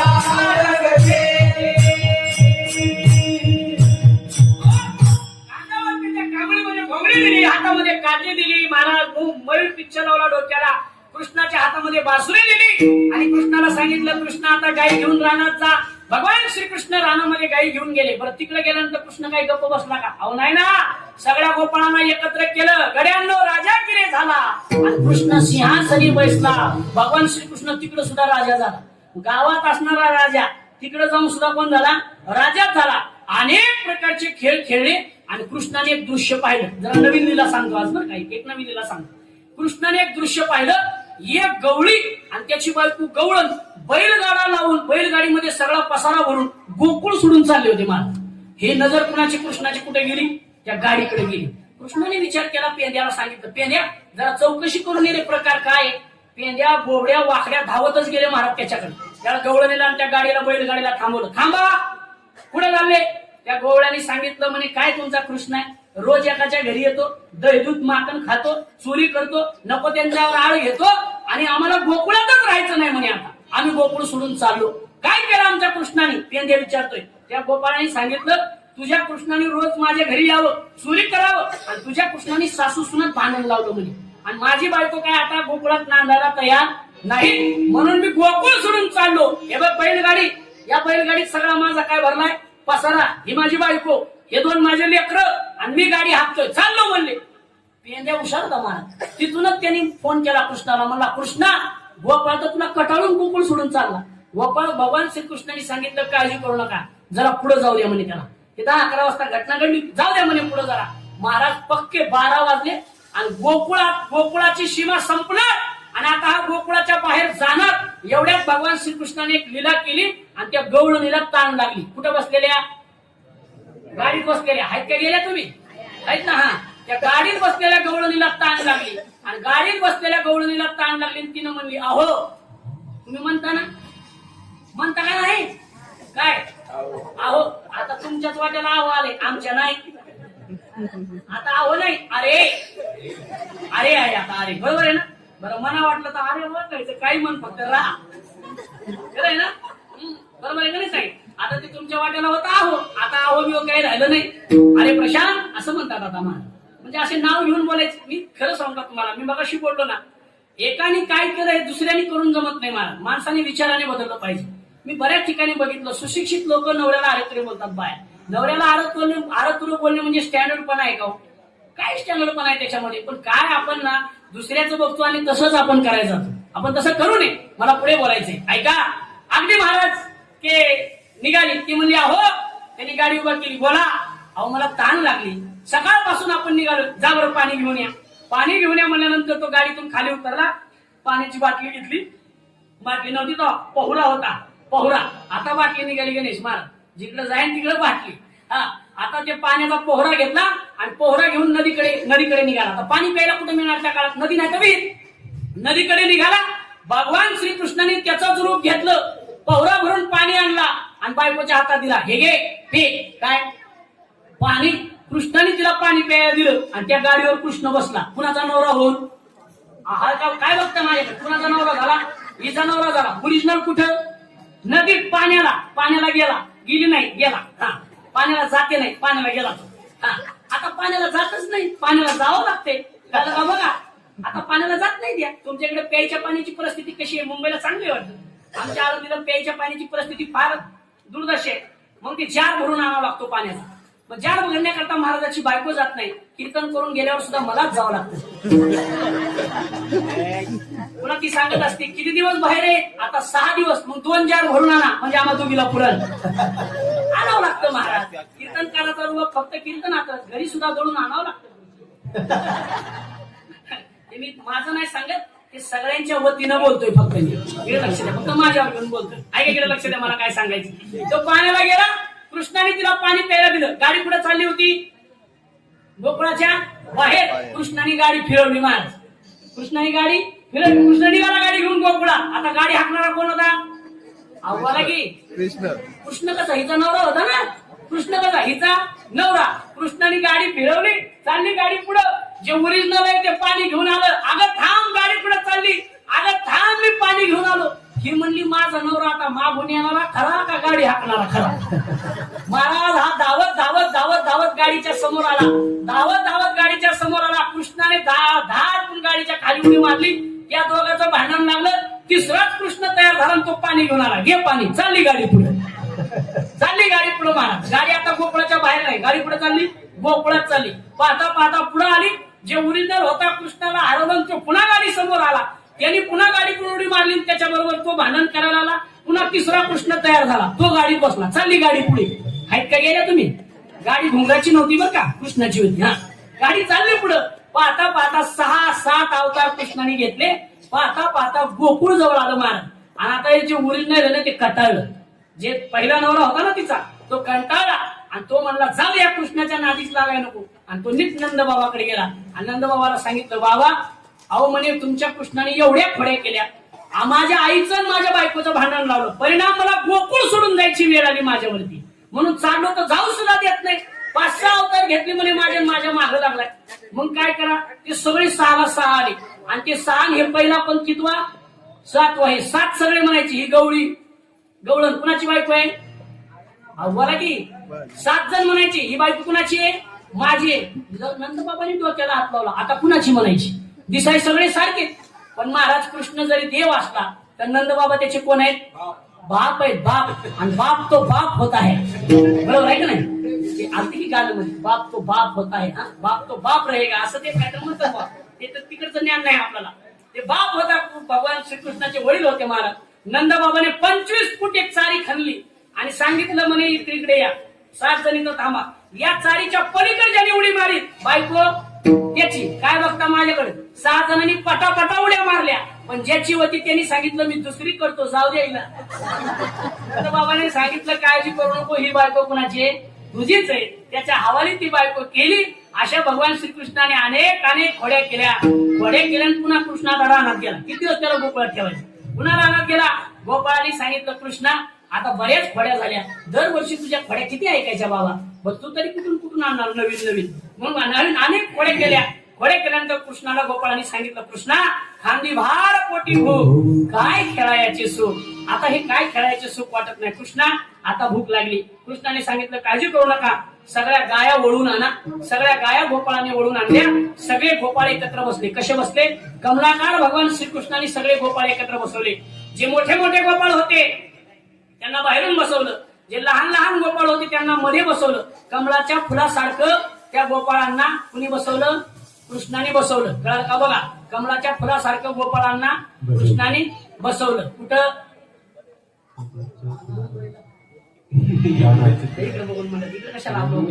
बसवलं ना. बसवलं महाराज. आणि यमुनेच्या तीरी बसून सगळ्या गोपाळांना भगवान श्रीकृष्णाने काला दिला. या कार्याचं प्रतीक म्हणून नामदेवराय, ज्ञानोबराय, चोखोबराय, निवृत्तीनाथ सोपान काका, मुक्ताबाई त्यामध्ये सर्व संत मंडळी पुंडलिकायाच्या साक्षीने पंढरपूरमध्ये त्यांनी जो गोपाळ काला केला तोच काला तुकोबाराने दिहुगावला केला. आणि त्या कार्याचं प्रतीक म्हणून साराबाराप्रमाणे आपण या ठिकाणी करतोय. पुंडलिक वरदा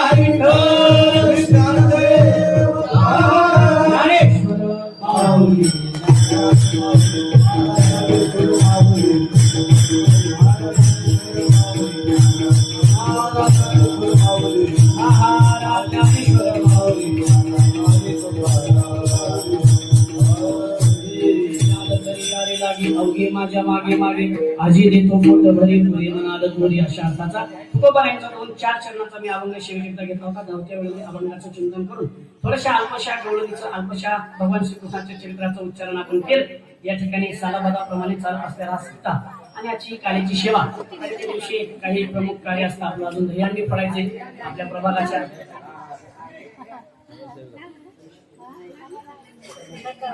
आपल्या परिसराच्या नवनिर्वाचित नगरसेविका प्रिशाताई सरनाईक या ठिकाणी आलेले आहेत. आदरणीय ताईंचं मंडळाच्या वतीने मी स्वागत करतो. त्या ठिकाणी सत्कारी ताईचा होईल आणि धावत्या वेगामध्ये दहीहंडीचा अभंग होईल. दहीहंडी फोडल्याच्या नंतर दहीहंडीचा अभंग होईल. दहीहंडी फोडल्यानंतर सत्कार घ्यायचा म्हणून झालेली सेवा. त्या संस्थेमध्ये मी शिकलो स्वानंद सुखनिवासी सद्गुरू जोग महाराज वारकरी शिक्षण संस्था श्री क्षेत्र आळंदी देवाची. त्यामध्ये माझे आद्यवत गुरुवडी शांतीप्रभू मारुतीबाबा पुरेकर असतील. माझे श्री गुरु डॉक्टर जयवंत महाराज बोधले असतील. आदरणीय बाबांच्या चरणी सेवा समर्पित करतो. परिसरातील सर्व गुरुजन टाळकरी महाराज मंडळी ही सगळी वयाने अनुभवाने माझ्यापेक्षा मोठे. पण ज्याच्या वाट्याला जे कार्य आलं ते करावं. माझ्या वाट्याला गेली 2 वर्ष झाले या मंडळाच्या वतीने माझ्या वाट्याला सेवा येते, म्हणून झालेली सेवा सर्व गुरुवाराच्या चरणी समर्पित करून सेवेला याच ठिकाणी पूर्ण विराम देतो. एका मोठ्या प्रेमाने तुकोबारायांचं भजन करू. सरळ सरळ कार्य दयाळणीचा अभंग होईल, जय विठ्ठल होईल आणि सर्व कार्यक्रमाची या ठिकाणी सांगता होईल. काहीचा सत्कार झाल्याशिवाय कुणी उठायचं नाही. इकडे लक्ष द्या. एकदा आपल्या सर्वांच्या चरणी समर्पित करतो आणि सेवेला पूर्ण विराम देतो.